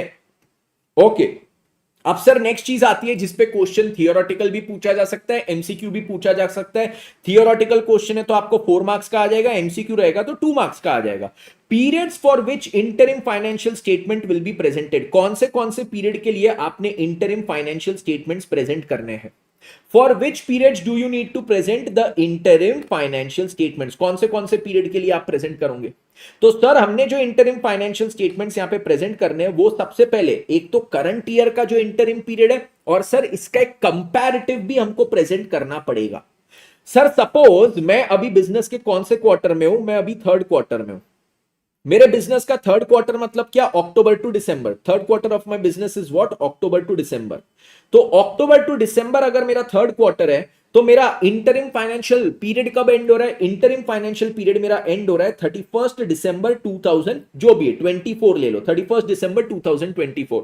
तो 31 दिसंबर 2024 के मैं अगर इंटरिम फाइनेंशियल रिपोर्टिंग कर रहा हूं तो वो इंटरिम फाइनेंशियल रिपोर्टिंग करते वक्त मैंने बैलेंस शीट भी बताना है, मैंने PNL भी बताना है और कैश फ्लो भी बताना है। अब बैलेंस शीट, PNL और कैश फ्लो कौन से पीरियड की बताना है, तो सबसे पहले बोलते हैं बैलेंस शीट आप बताओगे 31 दिसंबर 24 जो आपका पीरियड एंड हो रहा है तब की। सर अब यहां पे देखो पीरियड एंडिंग ऑन 31 दिसंबर वैसा लिखा है, सर ऐसा नहीं लिखा for the 3 months, October to December, अक्टूबर नवंबर दिसंबर 3 महीने की बैलेंस शीट दो। बेटा बैलेंस शीट कभी आप 3 महीने की नहीं बनाते हो। सर क्यों? अरे बेटा balance sheet is always as on date. हम बैलेंस शीट बचपन से बनाते तो एज ऑन बनाते, नॉट फॉर द पीरियड। आप बचपन से फाइनेंशियल स्टेटमेंट्स भी बनाते थे तो उसमें बैलेंस शीट कभी फॉर द पीरियड नहीं बनाते थे, एज ऑन लिखते थे। तो यहां पे भी बोले balance sheet for the period ending, जो एंड डेट है 31 दिसंबर। सर वो तो लैंग्वेज की बात है, उसमें इंपॉर्टेंट क्या है? इंपॉर्टेंट ये, अगर आप बोलते हो balance sheet for the period October November December, तो आप बोल रहे हो 3 महीने के असेट्स 3 महीने की लाइबिलिटीज। पर 3 महीने के असेट्स लाइबिलिटीज क्या केवल उतना दिखाओगे क्या? मेरा कोई असेट है 10 साल से चलता हुआ आ रहा है, लैंड, मेरा बिल्डिंग है 5 साल से चलते हुए आ रहा है, कंप्यूटर है 3 साल से चलते हुए आ रहा है, तो क्या उसको नहीं दिखाओ क्या? खाली ये 3 महीने की असेट्स लाइबिलिटीज दिखाओ क्या? नहीं, जितनी असेट जितनी liabilities as on the end of this interim period है सब दिखाना है। तो यहां पे end of current interim period, ठीक है, उसमें नीचे मैंने लिखा है ईयर टू डेट, मतलब सर आपका लास्ट जो फाइनेंशियल स्टेटमेंट्स बना था वहां से लेके आज तक जितनी असेट लाइबिलिटीज में चेंजेस है वो सब इनकॉर्पोरेट करके आज के असेट्स और लाइबिलिटीज पूरे दिखाओ। मेरे पिछले जो एनुअल फाइनेंशियल स्टेटमेंट्स थे उसमें तो सारे असेट्स लाइबिलिटीज दिख रहे थे। उसके बाद सर मेरे पिछले एनुअल फाइनेंशियल स्टेटमेंट्स कब बने होंगे? 31/3/2024, ये मेरा लास्ट एनुअल फाइनेंशियल स्टेटमेंट्स बने होंगे। हाँ, यहां से लेके आज तक जो भी असेट लाइबिलिटीज में चेंजेस है वो सारे इनकॉर्पोरेट करो और आज के असेट्स एंड लाइबिलिटीज की फाइनल पोजीशन बताओ। ये मत बोलना फॉर द 3 मंथ पीरियड, ना ना ना, गलत हो जाएगा, वो लैंग्वेज यूज करना पूरा गलत हो जाएगा। तो यहां पे इन्होंने स्पेसिफिकली लिखा है करंट इंटरिम पीरियड जब एंड होता है तब का बताओ, करंट इंटरिम पीरियड जब एंड होता है तब का बताओ, और साथ ही साथ इसका मेरे को कंपैरेटिव देना है। अब मेरे को बताओ सर करंट इंटरिम पीरियड मेरा 31 दिसंबर को एंड हो रहा है, इसको मैं कैसे कंपेयर कर पाऊंगा? ये वाली बैलेंस शीट को कैसे कंपेयर कर पाऊंगा? तो बोलते हैं ये वाली बैलेंस शीट को आप पिछले एनुअल फाइनेंशियल स्टेटमेंट्स की बैलेंस शीट से कंपेयर कर सकते हो। मैं सिंपल बोल सकता हूं ना, पिछला फाइनेंशियल ईयर जब एंड हुआ था तब ये असेट इतने का दिख रहा था और आज 9 महीने बाद ये असेट इतने का दिख रहा है। पिछला फाइनेंशियल ईयर जब एंड हुआ था ये लाइबिलिटी इतने की थी, क्रेडिटर्स इतने के दिख रहे थे, अब ये क्रेडिटर्स इतने के दिख रहे हैं। तो आपको कंपैरेटिव देना है end of preceding financial year, मतलब ये क्या हो जाएगा 31/3/24, ये प्रीसीडिंग फाइनेंशियल ईयर के एंड का कंपैरेटिव देना है। तो एक बैलेंस शीट में यहां पे प्रेजेंट करूंगा मेरा जो करंट इंटरिम पीरियड जब एंड हो रहा है, और दूसरा जो लास्ट फाइनेंशियल ईयर एंड हुआ था उसका कंपैरेटिव। नेक्स्ट पीएनएल की बात करते हैं। अब आप सिंपल सोचो, आप आज कहां पे खड़े हो? 31 दिसंबर 2024। तो being a user of financial statement आपको कब का प्रॉफिट लॉस चाहिए? सर प्रॉफिट लॉस तो हमको हमेशा पीरियड से मतलब होता है। तो सर अभी कौन से पीरियड की बात हो रही है? सर 3 महीने का पीरियड। इस इंटरिम पीरियड, हम रिपोर्टिंग इस इंटरिम पीरियड की कर रहे हैं, तो इस इंटरिम पीरियड में कितना प्रॉफिट लॉस? तो बोले करंट इंटरिम पीरियड, मतलब आपको 1 अक्टूबर से लेके 31 दिसंबर का आपको क्या करना है? एक पीएनएल बना के प्रेजेंट करना है, और साथ ही साथ एक और पीएनएल प्रेजेंट करो, एक नहीं दो। बोले साल के शुरुआत से आज तक का, मतलब 1 अप्रैल से लेके 31 दिसंबर, मतलब यूजर ऑफ फाइनेंशियल स्टेटमेंट को यह भी पता लगना चाहिए कि भैया ये कंपनी ने 3 महीने में कितना कमाई और 9 महीने में कितना कमाई। तो ये हो गया मेरा 3 महीने का, और कंपनी ने यूजर ऑफ फाइनेंशियल स्टेटमेंट को 9 महीने की भी डिटेल देना चाहिए। 9 महीने में सपोज कंपनी का आ रहा है कि इन्होंने 20 करोड़ का प्रॉफिट कमाया है, और ये 3 महीने में इन्होंने कितना कमा लिया, इसमें से 16 करोड़ तो ये 3 महीने में कमाए। भैया ये 3 करोड़ में तो कंपनी ने एकदम बम फोड़ दी भाई, इतना ज्यादा प्रॉफिट तो ये 3 महीने में कमाई। तो आपको एक तो ईयर टू डेट ये 9 महीने के पीरियड का भी देना है प्रॉफिट लॉस, और एक और देना है करंट इंटरिम पीरियड का, और सेम टू सेम इसका लास्ट ईयर का देना है, लास्ट ईयर के सेम 3 मंथ्स का। मतलब ये क्या हो जाएगा 1 अक्टूबर 23 से लेके 31 दिसंबर 23 का दोगे, और एक और पीएनएल दोगे जो आपका 1 अप्रैल 23 से 31 दिसंबर 23 का रहेगा। ठीक है, तो कंपैरिजन में क्या करूंगा, मैं बोलूंगा अक्टूबर नवंबर दिसंबर, ये 3 महीने, इस साल का प्रॉफिट कितना हुआ, इस साल के ये 3 महीने में प्रॉफिट कितना हुआ, उसको मैं कैसे कंपेयर करूंगा? पिछले साल के वो 3 महीनों से मैं देखूंगा भैया 20 करोड़ में से 16 करोड़ इस साल का रेवेन्यू है, पिछले साल के वो 3 महीने में भी तो 15 करोड़ का किया ही था। मतलब मेरे को फिर समझेगा, अच्छा ये 3 महीने को लास्ट ईयर के 3 महीने से कंपेयर किया, अरे हाँ हाँ हाँ, ये कंपनी का ये क्वार्टर का सीजन है, ये कंपनी इस क्वार्टर में सबसे ज्यादा कमाती है जनरली, हर साल इस क्वार्टर में सबसे ज्यादा कमाती है। और फिर मैं क्या करूंगा, इस साल के 9 महीने को पिछले साल के 9 महीने से कंपेयर करूंगा। मैं बोलूंगा पिछले साल, इस साल के 9 महीने में 20 करोड़, पिछले साल के 9 महीने में कितना था, 18 करोड़। चलो ग्रोथ है कंपनी की ग्रोथ है 18 करोड़ से 20 करोड़ पे, मोर देन 10% ग्रो किया है इन्होंने प्रॉफिट्स में। तो हमको कब कब के प्रॉफिट लॉस देना है, करंट इंटरिम पीरियड इस साल का और सेम 3 महीने का लास्ट ईयर का, और ईयर टू डेट इस साल का और year to date last year का। तो यूजर ऑफ फाइनेंशियल स्टेटमेंट्स के पॉइंट ऑफ व्यू से यूजर ऑफ फाइनेंशियल स्टेटमेंट को क्या क्या इंफॉर्मेशन जरूरी है एनालिसिस करने के लिए, वो यहां पे इन्होंने पूरा प्रेजेंट किया है। और लास्ट में बोलते हैं कैश फ्लो। मेरे को बताओ, अगर मैं 31 दिसंबर की बात करूं कि आज 31 दिसंबर 24 है, तो क्या मेरे को 3 महीने का कैश फ्लो जरूरी है क्या, कि ये 3 महीने में कितना कैश आया गया? नहीं नहीं नहीं, उससे क्या कर लूंगे। मेरे को लास्ट क्वार्टर, अभी तो ये थर्ड क्वार्टर है, अगर केवल ये 3 महीने के कैश फ्लो की बात की तो Q1 Q2 का कैश फ्लो तो पूरा इग्नोर हो जाएगा। अब हो सकता है ये 3 महीने में बहुत सारा कैश आया हो, पर ये जो बहुत सारा कैश आया that was related to Q1 Q2, but उसकी इंफॉर्मेशन ही नहीं है, केवल Q3 की इंफॉर्मेशन है। तो क्या ये कोई इंफॉर्मेशन काम की हुई? नहीं। तो कैश फ्लो के लिए बोलते हैं ईयर टू डेट, स्टार्टिंग से एंड तक का 1/4 से लेके 31 दिसंबर, पूरे 9 महीने का दो भैया हमको। और ये 9 महीने का कंपैरेटिव लास्ट ईयर का दे दो, 9 महीने का कंपैरेटिव लास्ट ईयर का दे दो। ये गया सबके दिमाग में? ठीक है। तो बैलेंस शीट के लिए क्या बोले, balance sheet is as on the date, period का नहीं। तो आज जो पीरियड खत्म हुआ तब तक की बैलेंस शीट, तब तक के जितने असेट्स लायबिलिटीज है सब दिखा दो एज ऑन द डेट। और उसके कंपैरेटिव के लिए क्या, जो पिछला फाइनेंशियल ईयर एंड था वो। अब देखो पीएनएल के केस में बोलते आपने ये 3 महीने का दिखाया, पिछले साल के सेम 3 महीने का कंपैरेटिव। कैश फ्लो के लिए बोलते ये ईयर टू डेट आज तक का, पिछले साल के सेम पीरियड का कंपैरेटिव। बैलेंस शीट के लिए वैसा नहीं बोलते कि यहां पे 31 दिसंबर 24 की दिखाई तो 31 दिसंबर 23 की दिखाओ, नहीं ऐसा नहीं बोले इन्होंने। इन्होंने बोला आपका लास्ट फाइनेंशियल ईयर जब खत्म हुआ तब की। सर ऐसा क्यों किया इन्होंने? क्योंकि 31/3/24 की अगर आपने बैलेंस शीट ली है तो उसमें 31 दिसंबर 23 का पीरियड, वहां के भी असेट्स लाइबिलिटीज ऑलरेडी इसमें कवर हो चुके हैं। यस, ये इसमें ये वाले असेट्स लाइबिलिटीज ऑलरेडी कवर हो चुके हैं। तो अगर आप 31 मार्च 24 की बैलेंस शीट ले लेते हो ना, तो उसमें 31 दिसंबर 23 के कवर थे ही। तो 31 मार्च 24 जो लास्ट फाइनेंशियल ईयर एंड हुआ था उसकी बैलेंस शीट से अभी करंट पीरियड एंड की बैलेंस शीट को कंपेयर करो। पीएनएल कब कब की? सर आपका जो अभी इंटरिम पीरियड है 3 महीने का, वो इसका कंपैरेटिव लास्ट ईयर के 3 महीने, और ईयर टू डेट जो 9 महीने है वो, और इसका कंपैरेटिव लास्ट ईयर के 9 महीने। कैश फ्लो मेरे को 3 महीने से मतलब नहीं, ईयर टू डेट इस साल का, year to date last year का, बात खत्म। यस, ठीक है। तो आपको यहां पे इंटरिम फाइनेंशियल स्टेटमेंट्स में बैलेंस शीट, पीएनएल और कैश फ्लो इस प्रकार यहां पे बताना है। अब सर चलो ये तो समझ गया कि कितने पीरियड का क्या क्या बताना है। अब सर उसमें चीजें कौन सी बताना है, ट्रांजिशनल प्रोविजन बाद में पढ़ाता हूं, बट उसमें चीजें कौन सी बताना है। हमको सबसे पहले इनकम उसमें दिखाना पड़ेगा, एक्सपेंस उसमें दिखाना पड़ेगा। इनकम एक्सपेंस कैसे रिकॉग्नाइज करेंगे? बोले सेम जो आपके अकाउंटिंग के प्रिंसिपल्स बचपन से पढ़ते आ रहे हो एनुअल फाइनेंशियल स्टेटमेंट्स के लिए, वो सेम फॉलो करने का इंटरिम के लिए। आपके जो अकाउंटिंग प्रिंसिपल्स आप एनुअल फाइनेंशियल स्टेटमेंट्स के लिए फॉलो कर रहे हो, वही आप इंटरिम फाइनेंशियल स्टेटमेंट्स के लिए भी फॉलो करोगे। सिंपल सी बात। मतलब सर यहां पे क्या है, इनकम अक्रूवल बेसिस पे, एक्सपेंस भी जब इनकर हुए तब उसी बेसिस पे रिकॉग्नाइज करना। हम यहां पे इनकम को क्या एंटिसिपेटेड बेसिस पे लिखते थे? नहीं, एक्सपेंसेस को लिखते थे एंटिसिपेटेड बेसिस पे। यस, तो एक्सपेंसेस को एंटिसिपेट करके भी लिख सकते हो, इनकम को नहीं लिख सकते हो। मतलब जो बचपन के आपके रिकॉग्निशन के प्रिंसिपल्स थे वही लगाने का। बचपन में वो recognition principles annual financial statements के लिए पढ़े थे, तो यहां पे भी बोले वही एनुअल फाइनेंशियल स्टेटमेंट्स के प्रिंसिपल्स अभी भी लगाने का।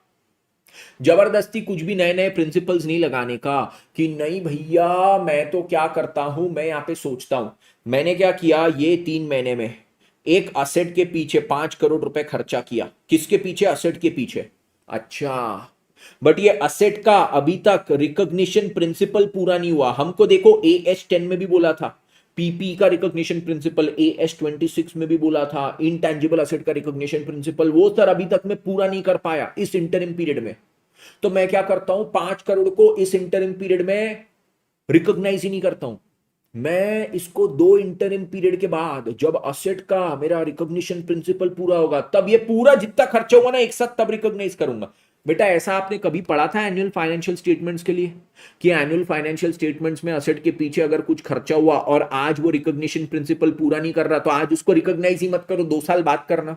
तो यहां पे 2 इंटरिम पीरियड बाद क्यों करोगे सर? तो करना क्या, आज अगर आपने कोई 5 करोड़ का खर्चा किया है और वो असेट के रिकॉग्निशन क्राइटेरिया को फुलफिल नहीं कर रहा है, असेट के रिकॉग्निशन क्राइटेरिया को फुलफिल नहीं कर रहा है, तो उसको सिंपल सिंपल एक्सपेंस मान लेने का। हाँ सर, हमने एनुअल फाइनेंशियल स्टेटमेंट्स के लिए यही तो चीज पढ़ी थी। तो यहां पे भी सेम टू सेम चीजें अप्लाई करने का है, हमने सेम टू सेम चीजें अप्लाई करने का है, ठीक है। तो देखो यहां पे आपको जो हमने एनुअल फाइनेंशियल स्टेटमेंट्स में पढ़ा वही अप्लाई करेंगे। यस, असेट्स के लिए भी, लायबिलिटी के लिए भी। और ये पॉइंट मैंने आपको अभी जो पढ़ाया, when cost is incurred in an interim period but the asset recognition criteria, recognition लिखा, क्राइटेरिया होना चाहिए, recognition criteria is not satisfied at the end of the interim period, then such cost should be recognized as an expense immediately। और इसको आगे के लिए differ करके नहीं रखने का कि आगे डिफर करूंगा इसको बाद में असेट रिकॉग्नाइज करूंगा, ना ना ना ना ना ना, ये टाइम पास नहीं करने का, टाइम पास नहीं करने का सर। जो अनयूजुअल आइटम्स है, जैसे हमने जमीन बेचा, बहुत प्रॉफिट हो गया 500 करोड़ का इसी क्वार्टर में, हर क्वार्टर में नहीं होने वाला, इसमें हो गया क्योंकि जमीन बेचा, पुरानी वाली 50 साल पुरानी, 500 करोड़ का प्रॉफिट। तो सर मैं क्या करता हूं, इसको ना 4 इंटरिम पीरियड में डिवाइड कर दूंगा। क्या एनुअल फाइनेंशियल स्टेटमेंट्स में अलाउड था 4 फाइनेंशियल स्टेटमेंट्स में डिवाइड करना? नहीं। तो यहां पे भी जिस क्वार्टर में हुआ, थर्ड क्वार्टर में हुआ प्रॉफिट, थर्ड क्वार्टर में पूरा रिकॉग्नाइज करो। सर सीजनल इनकम, अभी फटाके की सीजन है, दिवाली की सीजन है सर, मेरा ना 1 करोड़ का जो रेवेन्यू होता है ना उसमें से 80 लाख का रेवेन्यू तो अभी ये 3 महीने में हो जाएगा। तो मैं क्या करता हूं, 80 लाख ना पूरा अभी के अभी रिकॉग्नाइज नहीं करता हूं, इसको 4 क्वार्टर में धीरे धीरे करके करूंगा ना सर, थोड़ा मिल बांट के सभी क्वार्टर में जाएगा। नहीं बेटा, पूरा का पूरा अभी रिकॉग्नाइज होगा। क्या आप फाइनेंशियल स्टेटमेंट्स में ऐसा कर सकते हो, एनुअल फाइनेंशियल स्टेटमेंट्स में कि अरे इस साल मेरी इनकम ज्यादा हो रही तो इसको 4 साल में डिवाइड करके लिखूंगा? ना ना ना, अभी इनकम हुई, इनकम का रिकॉग्निशन क्राइटेरिया फुलफिल हो गया ना, आपके वो जो गुड्स थे गुड्स बिक गए, ओनरशिप ट्रांसफर हो गया, रिस्क रिवॉर्ड ट्रांसफर हो गए, तो आपको इनकम हो गया, इनकम का रेवेन्यू रिकॉग्निशन क्राइटेरिया सेटिस्फाई हो गया, इस क्वार्टर में हो गया ना, पूरा का पूरा इसी क्वार्टर में रिकॉग्नाइज करो सीजनल इनकम को।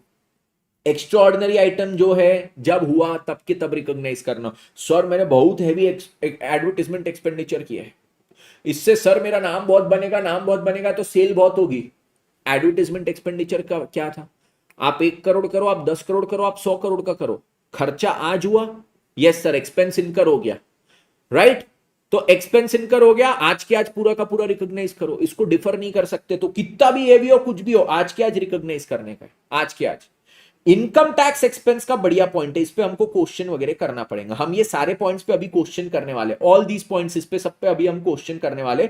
इनकम टैक्स से स्टार्ट करेंगे। इनकम टैक्स को क्या करना है, अब थर्ड क्वार्टर में सर इनकम टैक्स कैसे रिकॉग्नाइज करूं, इनकम टैक्स का खर्चा, क्योंकि सर टैक्सेशन का बेसिकली क्या है, साल भर की इनकम पे लगने वाला है।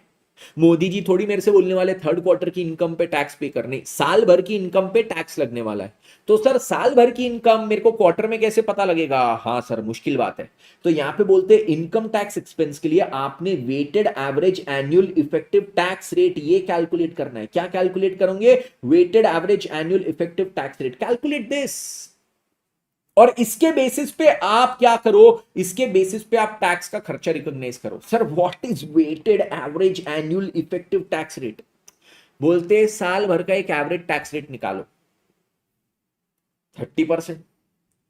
सर 30%, नहीं नहीं नहीं नहीं नहीं नहीं, वैसा नहीं वैसा नहीं वैसा नहीं। अच्छा स्लैब के अनुसार, नहीं नहीं नहीं नहीं नहीं नहीं नहीं वैसा नहीं वैसा नहीं, वो तो स्लैब रेट दिया है या 30% फ्लैट रेट है, वो बात नहीं कर रहे।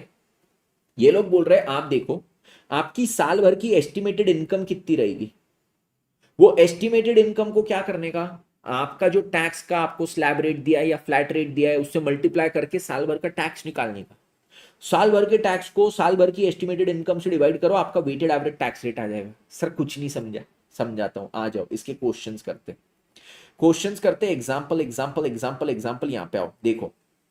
अब यहां पे बोला है मोदी जी बोलते बेटा तेरी पहली 2 लाख की इनकम पे 5% टैक्स, अगली 5 लाख की इनकम पे 10% टैक्स, फिर 3 लाख की इनकम पे 15% टैक्स, उसके ऊपर कोई भी इनकम हुई 20% टैक्स। ये क्या हो गए? ये मेरे इनकम टैक्स के स्लैब रेट हो गए, इनकम टैक्स के स्लैब रेट हो गए। हाँ, इसकी हम बात नहीं कर रहे रे, इसकी हम थोड़ी बात कर रहे हैं इनकम टैक्स स्लैब रेट की। इन्होंने बोला बेटा इससे, ये तो खाली स्लैब रेट है, ठीक है। अब तू क्या कर, अपनी क्वार्टरली अर्निंग्स देख, तू हर क्वार्टर में एस्टिमेटेड कितना कमाएगा, तो Q1 में इतना, Q2 में इतना, Q3 में इतना, Q4 में इतना, इतना मैं क्वार्टरली बेसिस पे कमाने वाला हूं, क्वार्टरली मेरी इतनी इतनी अर्निंग्स होने वाली है, तो ये चारों क्वार्टर की मेरी इतनी इतनी इनकम्स है। ओके, अब ये दोनों के बेसिस पे मैं निकालूंगा weighted average annual effective tax rate. क्या नाम है? Simple weighted average tax rate. अब इसमें देखो क्या बोलते हैं, इसमें बोलते हैं सबसे पहले तेरी साल भर की अर्निंग कितनी है देख, 4 और 5 9 और 7 16 और 8 24 लाख। ये क्या हो गया? ये तेरा डिनोमिनेटर हो गया, डिनोमिनेटर हो गया कितना? 24 लाख। अब न्यूमरेटर बोले, तेरे को क्या बोला था पहले? 2 लाख पे 5%, तेरी 24 लाख की इनकम है तो 2 लाख पे 5% तो लगेगा ही, 10,000। अगले 5 लाख पे 10% 50,000, तो ये 7 लाख हो गया, मेरी इनकम 24 लाख है। फिर क्या बोला था? अगले 3 लाख पे 15% तो 45,000, ये कितना हो गया? ये तीन मिला के 10 लाख हो गया, मेरी इनकम 24 लाख थी, और 14 लाख पे अब 20% लगेगा, मतलब 2,80,000। तो मेरी जो टोटल इनकम थी 24 लाख की, उस पे मेरे को टैक्स कितना लग रहा है? 3,85,000। बोले total tax divided by total income, अब कैलकुलेट कर, total tax divided by total income, तो तेरा एवरेज टैक्स रेट 16.04 आया। तेरा एवरेज टैक्स रेट कितना आया पुत्र? तेरा एवरेज टैक्स रेट आया 16.04%। ओ हो। ये यहां पे इन्होंने ये नहीं बोला बेटा स्लैब रेट ना, इन्होंने बोला तेरी टोटल इनकम के अनुसार निकाल तेरा टोटल टैक्स कितना आएगा, फिर टोटल टैक्स को टोटल इनकम से डिवाइड कर, तो तेरे पास आएगा क्या चीज? Weighted average. तेरे पास क्या चीज आ जाएगा? Weighted average annual effective tax rate. तो वेटेड एवरेज टैक्स रेट कितना है? 16.04। अब सर समझो मेरा केवल Q1 अभी खत्म हुआ, तो Q1 में मैं टैक्स का एक्सपेंस कितना रिकॉग्नाइज करूं? मेरी Q1 की इनकम कितनी थी? 4 lakh. 4 lakh multiplied by 16.04%, 64,160 rupees मेरा टैक्स का खर्चा है। Q2 में कितना करूंगा? 5 लाख की इनकम थी, मल्टीप्लाइड बाय 16.04, 80,200। Q3 में 7 लाख की मल्टीप्लाइड बाय एवरेज रेट इतना, और Q4 में 8 लाख की मल्टीप्लाइड बाय एवरेज रेट इतना। तो ये चारों क्वार्टर में आप इस प्रकार यहां पे रिकॉग्नाइज करोगे। इस पे इन्होंने एक एमसीक्यू भी दिया है, एमसीक्यू के मेरे को बहुत डाउट आते हैं ये वाले एमसीक्यू के, तो एमसीक्यू देख लेते हैं। एमसीक्यू में क्या है मित्रों, ये वाला देखो, MCQ number 3, ABC Limited has reported 85,000 as per tax profit in the first quarter। First quarter में इनकी इनकम कितनी है? फर्स्ट क्वार्टर में 85,000 Q1, ठीक है। फिर बोलते हैं 85,000 tax profit first quarter, and aspects a loss of 25,000 in subsequent quarters. तो Q2 में कितना? 25,000 का लॉस, ब्रैकेट्स में डाल देना। Q3 में कितना? 25,000 का लॉस, ब्रैकेट्स में डाल देना। Q4 में कितना? 25,000 का लॉस, ब्रैकेट्स में डाल देना। ओके सर, तो मेरी टोटल साल भर की इनकम कितनी हो जाएगी सर? 10,000 की आपकी टोटल इनकम आ गई, साल भर की टोटल इनकम।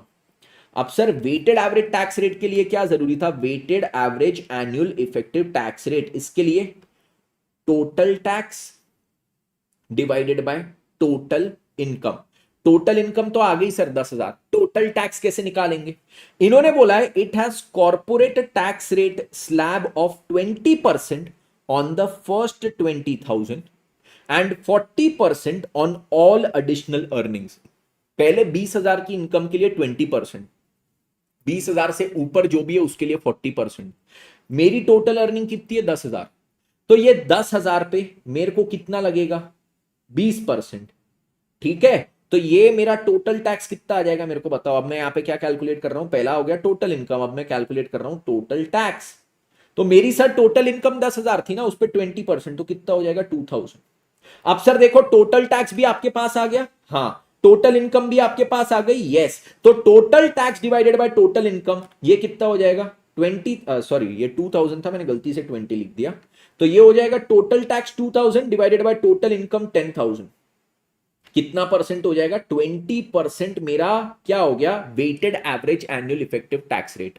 अब मेरे को क्या पूछा है? Calculate tax expense that the entity should report in the first quarter. तो फर्स्ट क्वार्टर में मेरी इनकम कितनी थी सर? क्वार्टर वन में आपकी इनकम थी 85,000 इंटू 20%, मेरे को 17,000 रुपए का टैक्स यहां पे दिखाना पड़ेगा। आंसर इज ए, 3 का आंसर आता है ए। ये चीज क्लियर? आ जाओ इसके आंसर्स पे।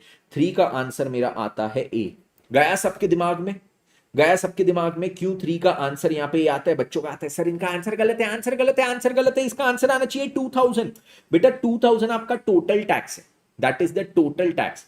Total tax divided by the total income gives me 20% weighted average tax rate. Q1 की जो इनकम थी उसको वेटेड एवरेज टैक्स रेट से मल्टीप्लाई किया तो ये आ गया 17,000। डनाडन डन धीना दिन धा, धीना दिन धादा धदा धदा धदा धा। ओके मित्रों, everybody CLEARLMNOPQRSTUVWXYZ। यस, ओके गया दिमाग में? ठीक है, यस। इसमें क्या एक और रहे क्या इनके पास क्वेश्चन? नहीं, ये दूसरा तो प्रोविजन फॉर वारंटी वगैरह का है। और नीचे आ जाते हैं, नीचे एक बार देख लेते हैं इनका टैक्स रेट का क्वेश्चन नंबर 11। तो आखिरी क्वेश्चन है 11 के बाद या पहले? हाँ, क्वेश्चन नंबर 10 पे आइए। क्वेश्चन नंबर 10, क्वेश्चन नंबर 10 पे आइए। क्वेश्चन 10 में क्या बोलते हैं?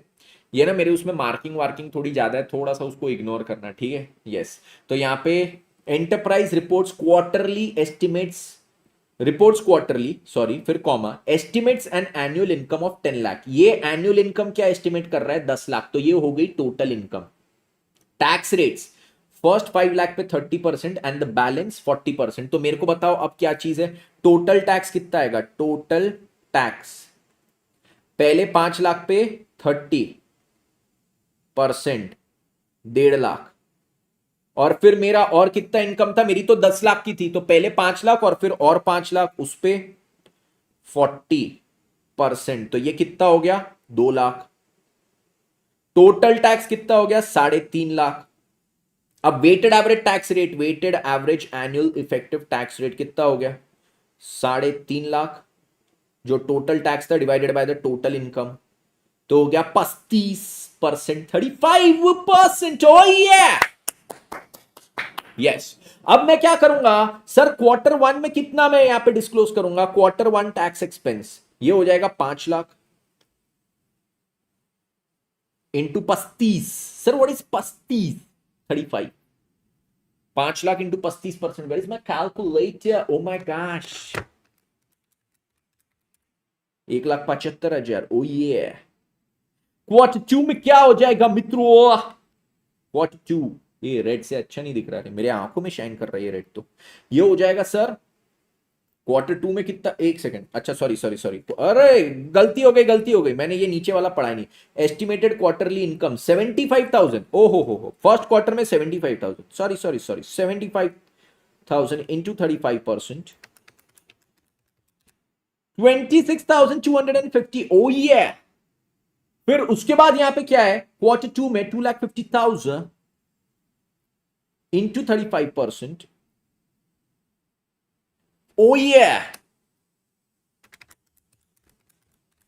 87,500 मित्रों। क्वार्टर थ्री में कितना आएगा मित्रों? 3,75,000 into 35%. Sir, what kind of an accent is this? Beta, this is international English. You gotta learn it to go a long way in life. Oh yeah! उसके बाद 3 lakhs into 35%. 1,05,000.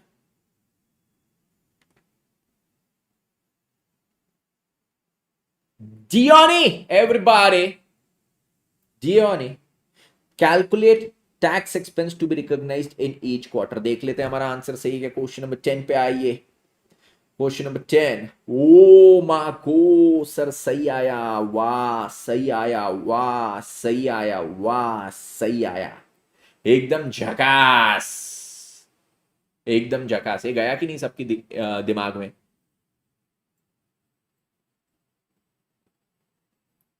What is this डियोनी?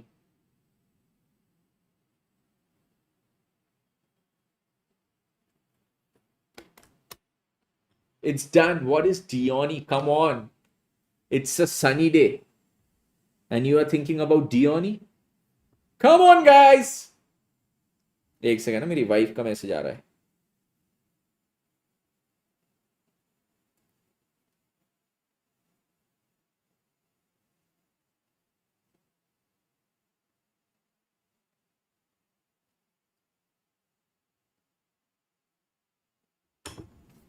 और करेंगे इस पे question. Question है, question है, question है, question है, क्वेश्चन है, क्वेश्चन है.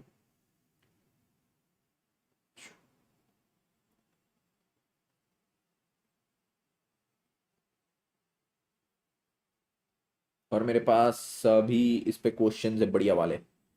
मेरे पास है मेरे नोट्स में क्वेश्चन नंबर 3. क्वेश्चन नंबर 3 पे आओ. Crazy question, nice question. आ जाओ, इस पे आ जाओ. डियोनी बोला और मैम का मैसेज आ गया. नालायक हो तो तुम क्यों डियोनी बोल रहे हो? बोल तुम रहे हो, नाम मेरा लग रहा है यहाँ पे. डांट मेरे को पड़ेगी.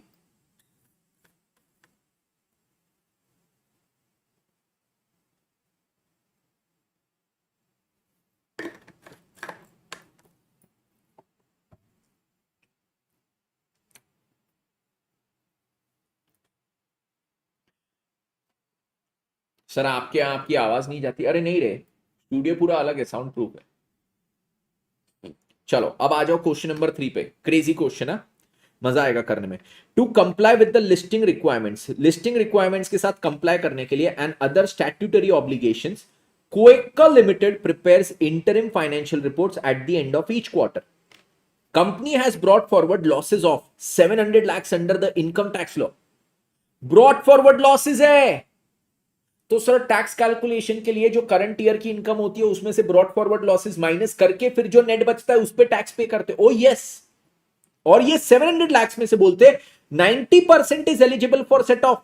मतलब 700 का 90% ले लूं तो ये कितना हो गया सर? देखो आपने ऊपर लिखा है 700 का 90% 630 lakhs आपका यहां पे सेट ऑफ कर सकते हो. फिर बोलते हैं no deferred tax asset has been recognised on such losses. Sir DTA AS22 बहुत दर्द है. होगा बेटा, ये भी होगा, टेंशन लेने का नहीं. तो बोलते हैं no deferred tax asset has been recognised on such losses in view of the uncertainty over its eligibility of set off. अभी के लिए इग्नोर कर दो, बाद में समझा दूंगा. Company has reported quarterly incomes of 700 lakhs and 300 lakhs respectively for the first 2 quarters. देखो फर्स्ट 2 quarters में कंपनी ने इनकम कितनी यहां पे डिस्क्लोज की है. फर्स्ट क्वार्टर में 700 lakhs, सेकेंड क्वार्टर में 300 lakhs.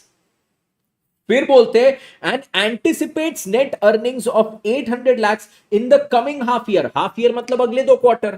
अगले 2 क्वार्टर में ये कितना इनकम एंटिसिपेट कर रही है? 800 lakhs in the coming half year. जिसमें से अब बोलते हैं ऑफ विच क्या बोला है? 100 lakhs will be loss in quarter ended December. मतलब क्वार्टर एंडेड डिसंबर मतलब Q3 में इनका लॉस कितना होने वाला है? Q3 में इनका 100 लाख का लॉस होने वाला है. अब इन्होंने क्या बोला? Q3 plus Q4 equals to 100. Sorry, Q3 plus Q4 equals to 800. जिसमें से Q3 कितना है रे? मेरे को रंग बदलना पड़ेगा, यहां पे जगह कम हो गई. Q3 plus Q4 equals to 800. जिसमें से Q3 में आपको लॉस हुआ कितना? 100 का. तो सर Q4 की मेरी इनकम कितनी हो गई? Q4 की आपकी इनकम हो गई 900 लाख की. ओ यस. तो मेरे पास देखो Q1 की इनकम कितनी आ गई? Q1 की इन्होंने दिया था 700. Q2 की आ गई. सर Q2 मत बोलते जाओ बार बार, हमको किसी की याद आ जाती है. 300 हमको मैसेज करने की इच्छा होती है. बाबू सोना दिमाग में आ जाता है, बेटा एग्जाम आ रही है, छोड़ो बाबू सोना को, डालो मैसेज. मुझे अब वैसा नहीं लगता जैसा पहले तेरे लिए लगता था. हाँ डाल दो सर, सही में ऐसा डाल दे. वो बोलेंगे यू आर सो मीन. बेटा सब होने दो. ओके चलो, अब यहां पे क्या चीज है? 700, 300, फिर ये 100 का नेगेटिव और 900. तो इससे मेरे को क्या मिल गया? मेरे इस साल की टोटल इनकम मिल गई. मेरे इस साल की टोटल इनकम बताइए. टोटल इनकम मेरी इस साल की कितनी हुई? 700 और 300 हजार, और ये 800 हो जाएगा नेट. तो ये हो जाएगा इस साल की टोटल इनकम 1800 लाख. बिल्कुल सही बात सर. अब सर मेरे को यहां पे इन्होंने क्या बोला है? इन्होंने यहां पे बोला है the tax rate for the company is 30% with 10% surcharge. 30% tax rate है और ये टैक्स पे ऊपर से 10% सरचार्ज, मतलब 30 पे 10%, तो 3% हो जाएगा. तो टोटल टैक्स रेट 33% हो जाएगा. You are required to calculate the amount of tax expense to be reported for each quarter. आपको हर क्वार्टर का टैक्स एक्सपेंस निकाल के बताना है। सर सबसे पहले देखो टोटल इनकम आ गई, मेरे को एक और चीज निकालना पड़ेगा, टोटल टैक्स। टोटल टैक्स कैसे निकालेंगे सर हम? टोटल टैक्स कैसे निकालेंगे? टोटल टैक्स निकालने के लिए सर मैं सिंपल भाषा में यहां पे क्या करूंगा, मैं देखूंगा मेरी इस साल की इनकम कितनी है, 1800 लाख। बट इसमें टैक्स के पॉइंट ऑफ व्यू से ये 630 लाख को मैं क्या कर सकता हूं, सेट ऑफ। 630 माइनस करूंगा तो कितना बचेगा, 1800 माइनस 630, तो मेरे पास बचता है 1170। 1170 पे मेरे को 33% टैक्स लगेगा, इंटू 33%, तो ये 386.1 का टैक्स लगेगा। ये आ गया सर आपका टोटल टैक्स 386.1। मेरे पास सर क्या चीज आ गई, टोटल टैक्स आ गया 386.1 और टोटल इनकम आ गई 1800। तो सर मेरे पास क्या आ गया, weighted average annual effective tax rate, वाइटर। ठीक है, वाटर की स्पेलिंग नहीं आती, इनको वाइटर लिखते, 386.1। सर ये टोटल टैक्स था, टोटल टैक्स को टोटल इनकम से डिवाइड करो जो है 1800, तो आपका कितना आया, मेरे पास यहां पे आया 21.41%। 21.41% आया आपका annual effective tax rate. Yes, अब 21.45% को मैं हर क्वार्टर की इनकम से मल्टीप्लाई कर दूंगा, तो क्वार्टर वन की इनकम मेरी कितनी थी, 700 इंटू 21.45%, ये क्वार्टर वन का टैक्स आ जाएगा, 700 इंटू 21.45%, 150, 150.15। फिर वैसे ही क्वार्टर टू में कितना था, 300 इंटू 21.45%, ये कितना हो जाएगा बताइए, 300 इंटू 21.45%, 64.35 हो जाएगा। ठीक है, यस सर। उसके बाद क्या है, 100 का नेगेटिव है, 100 का नेगेटिव, तो 100 इंटू 21.45%, ये 21.45 नेगेटिव हो जाएगा। ये इतना टैक्स सेविंग होगा यहां पे। ठीक है, this will be tax saving in the third quarter, 21.45 negative. और फिर क्या हो जाएगा, 900 इंटू 21.45%, 193.05, 193.05। ओके, यस, ये गया सबके दिमाग में। क्वार्टर थ्री में यहां पे ध्यान देना, आपका टैक्स सेविंग होगा, क्योंकि इसमें क्या था, आपका लॉस था, loss loss loss loss loss loss loss loss loss. ठीक है, देख लो answer. Quarter one 150.15, quarter two 64.35, quarter three में टैक्स सेविंग 21.45 और क्वार्टर फोर में 193.05। टोटल चारों का ले लो, आपका बराबर टोटल टैक्स जितना आपने कैलकुलेट किए थे ना 386.1, उतना ही आएगा, उतना ही आएगा। गया है सबके दिमाग में? तो आपको weighted average annual effective tax rate कैसे निकालना वो समझ गया, weighted average annual effective tax rate कैसे निकालना वो समझ गया। Yes sir. तो आपके समरी नोट्स पे वापस आ जाओ, हमने काफी सारे क्वेश्चंस कर लिए weighted average annual effective tax rate के। यस, तो यहां से आगे बढ़ेंगे। अब देखो क्या है, अब सर आपने हमको बताया अनयूजुअल आइटम्स जिस क्वार्टर में हुई तभी रिकॉग्नाइज करना, सीजनल इनकम्स वगैरह भी जब हुई तब रिकॉग्नाइज करना, एक्स्ट्राऑर्डिनरी जब हुई तब, जिस क्वार्टर में तभी, हेवी एडवर्टाइजमेंट एक्सपेंडिचर जिस क्वार्टर में हुआ तभी रिकॉग्नाइज करना। इनकम टैक्स एक्सपेंस के लिए अब भी हमने क्वेश्चंस कर लिए, weighted average annual effective tax rate के अनुसार मैं यहाँ पे करूंगा। अब यहाँ पे क्या है, बोलते अगर आपकी अकाउंटिंग पॉलिसी कभी आपने चेंज की, तो इन्होंने बोला कि हमने इसके बारे में क्या पढ़ा था, चेंज इन अकाउंटिंग पॉलिसी, आपके जो एक्सप्लेनेटरी नोट्स है उसमें आपको बताना पड़ेगा। वो तो ठीक है, बट इसका अकाउंटिंग इफेक्ट क्या डिस्क्लोज करना है वो तो हमको पता है, नेचर इफेक्ट ये चीज डिस्क्लोज करना है ये तो पता है, बट इसको अकाउंटिंग इफेक्ट इसका क्या जाएगा, इसका अकाउंटिंग इफेक्ट रहेगा कि इसका हम रेट्रोस्पेक्टिव इफेक्ट देंगे। अकाउंटिंग इफेक्ट क्या रहेगा, रेट्रोस्पेक्टिव इफेक्ट रहेगा।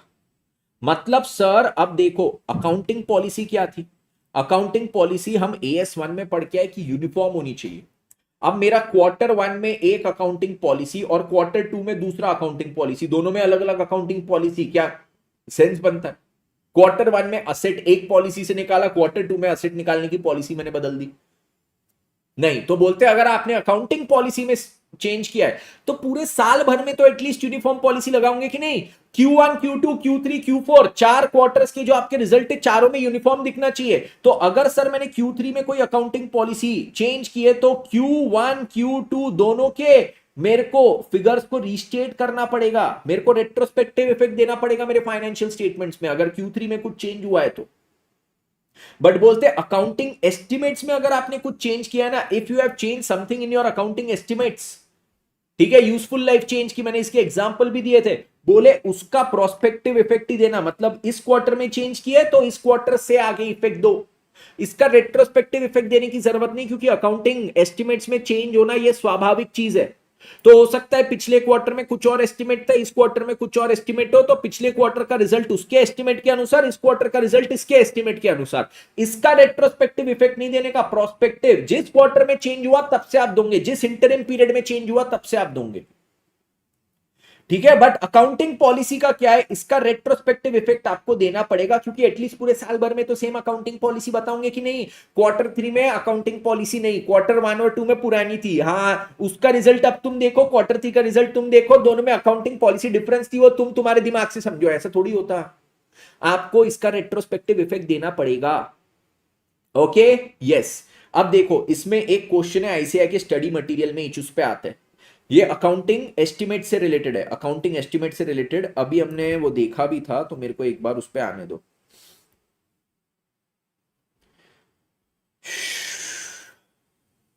देखो ये MCQ question number 4, MCQ number 4, MCQ number 4 है। अब इसमें देखो क्या बोलते हैं। An entity prepares quarterly interim financial reports in accordance with AS 25. Okay.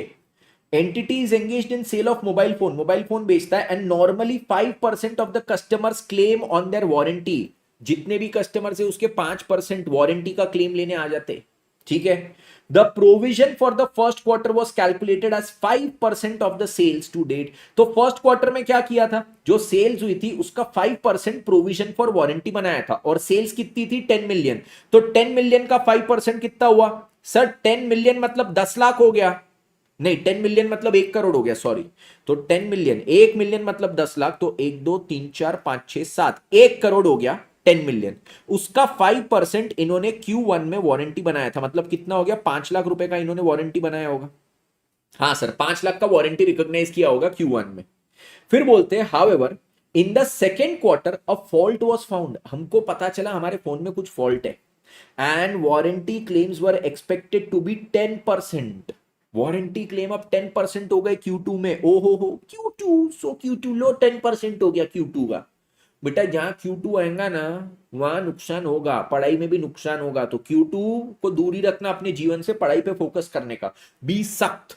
Okay, तो यहां पे क्या है, a fault was found and warranty claims were expected to be 10% for the whole of the year, ठीक है। Sales in the second quarter were 15 million. अब second quarter में sales देखो 15 मिलियन था। तो सर क्या है, मेरा 10% जो वारंटी क्लेम है, केवल क्या वो सेकेंड क्वार्टर की सेल्स पर ही 10% जाएगा क्या? सर नहीं, अभी तक जितनी सेल्स की सब पे मिला के 10% का जाएगा।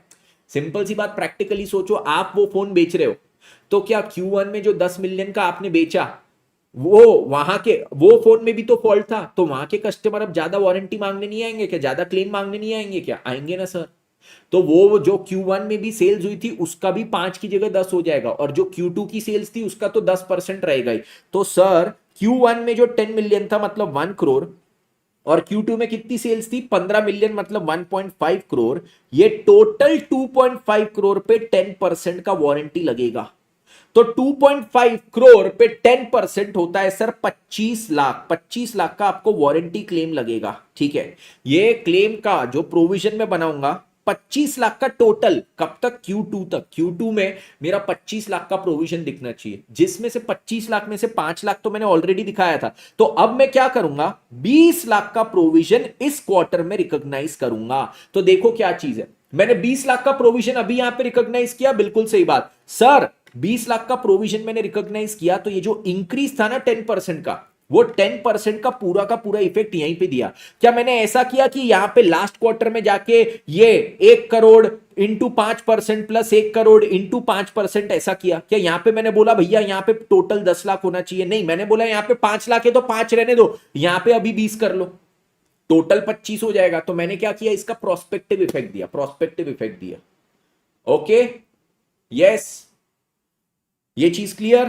तो अब ये लोग पूछते हैं कि आपका what should be the provision charge in the second quarter. तो सेकेंड क्वार्टर में कितना आएगा, 2 मिलियन आएगा। Okay, yes. तो ये हो गया क्वेश्चन नंबर 4 आंसर बी। देख लो question number 4 answer number B है क्या? हाँ, question number 4 answer number B हो जाएगा। Everybody clear with this? Everybody clear with this?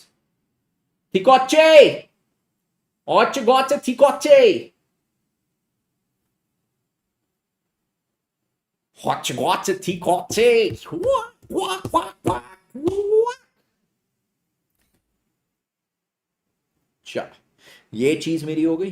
हाँ, अब सर अकाउंटिंग पॉलिसी रहा तो रेट्रोस्पेक्टिव, अकाउंटिंग एस्टिमेट रहा तो प्रोस्पेक्टिव। चलो ठीक है, इतनी चीज हो गई। अब हम लोग क्या करते हैं, एक आध दो सिंपल क्वेश्चन करते हैं आज की क्लास को खत्म करने के लिए। कल बचे हुए क्वेश्चंस कर लेंगे इसके, कल बचे हुए क्वेश्चंस कर लेंगे।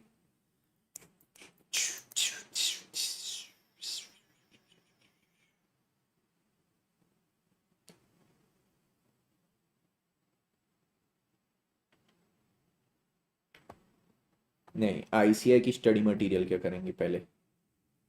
स्टडी मटेरियल ज्यादा जरूरी है ना। इलस्ट्रेशन नंबर 3 पे आइए, हमारे पास 9:27 है, 3 मिनट का टाइम है। इलस्ट्रेशन नंबर 3 निपटाते हैं। इलस्ट्रेशन नंबर 3 में क्या बोलते हैं सर, इसके बाद कौन सा एएस करेंगे। AS20 करना है क्या, AS20। अरे छुट्टी का एक और, अरे अभी 1.5 घंटा होने दो ना, 10 मिनट बचे। मैंने आज क्लास 7 मिनट लेट चालू की थी और अभी 3 मिनट, तो 10 मिनट पूरे बचे।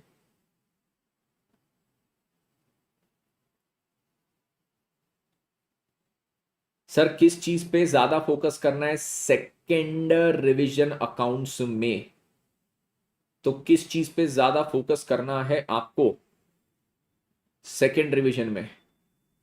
ये जो एएस मैं यहां पे करवा रहा हूं ना बेटा, ये जो मैं यहां पे करवा रहा हूं एएस, चलो मैं आपको बता भी देता हूं। AS9, AS7, AS3, AS17, 18, 19, 20, ठीक है। उसके बाद 22, 25, 26, 29, 15, ये एएस अमेलगमेशन कंसोलिडेशन को मैं चैप्टर्स कंसिडर कर रहा हूं, ठीक है। ओके चलो इलस्ट्रेशन नंबर 3 पे आएंगे। Let's start with illustration number 3।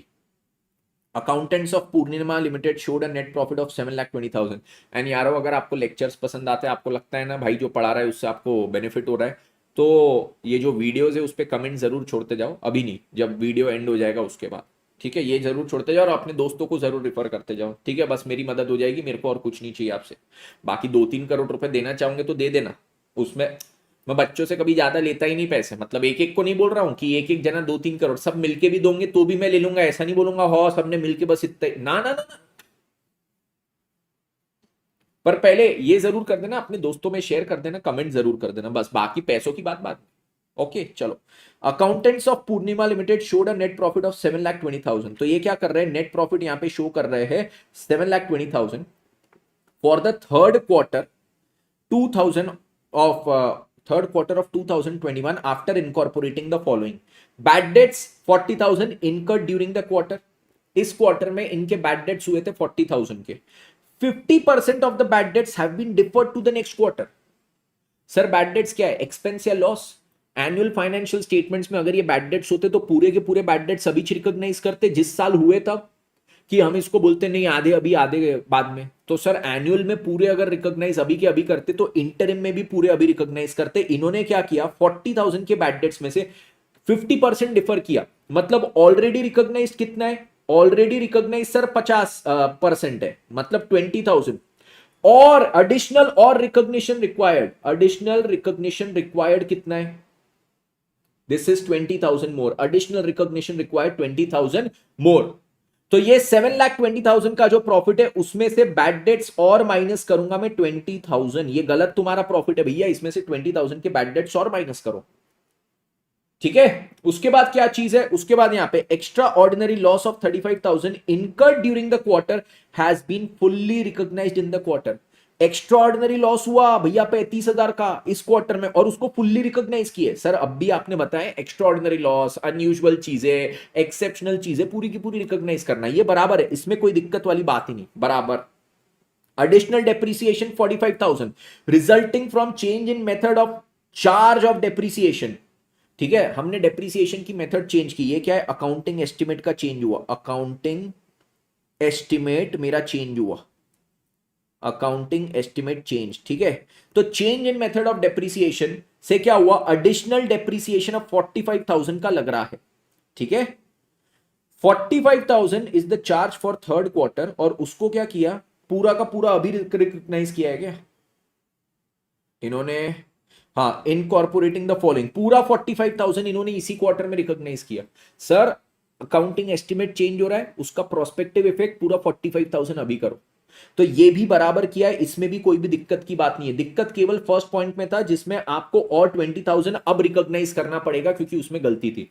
Sir हमको एक चीज बताइए, पॉइंट 3 में 45,000 is a change in accounting estimate, prospective करना पड़ेगा। तो अभी Q3 अगर चल रहा है, ठीक है, थर्ड क्वार्टर है Q3, तो सर ये 45,000 को आधा Q3 आधा Q4 में नहीं करेंगे क्या? अरे छोले के भटूरो, मेरे को बताओ, आपका ये फाइनेंशियल ईयर यहां पे एंड होता है, आपका अभी Q3 यहां पे खत्म हुआ, तो क्या यहां पे आप जो डेप्रीसिएशन निकालोगे वो ईयर एंड तक का निकाल लोगे क्या? नहीं, अभी जो डेप्रीसिएशन मैंने 45,000 का निकाला है वो Q3 के एंड तक का ही है, Q4 का वो डेप्रीसिएशन ही नहीं है। तो 45,000 इज जस्ट फॉर Q3।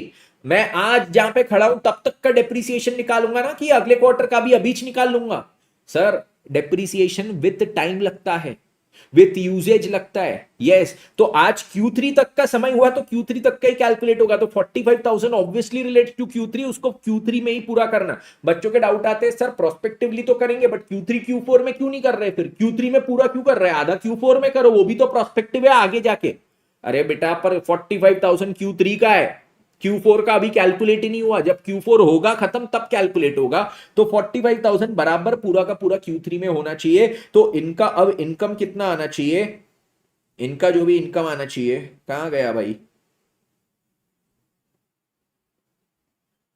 ओ भैया,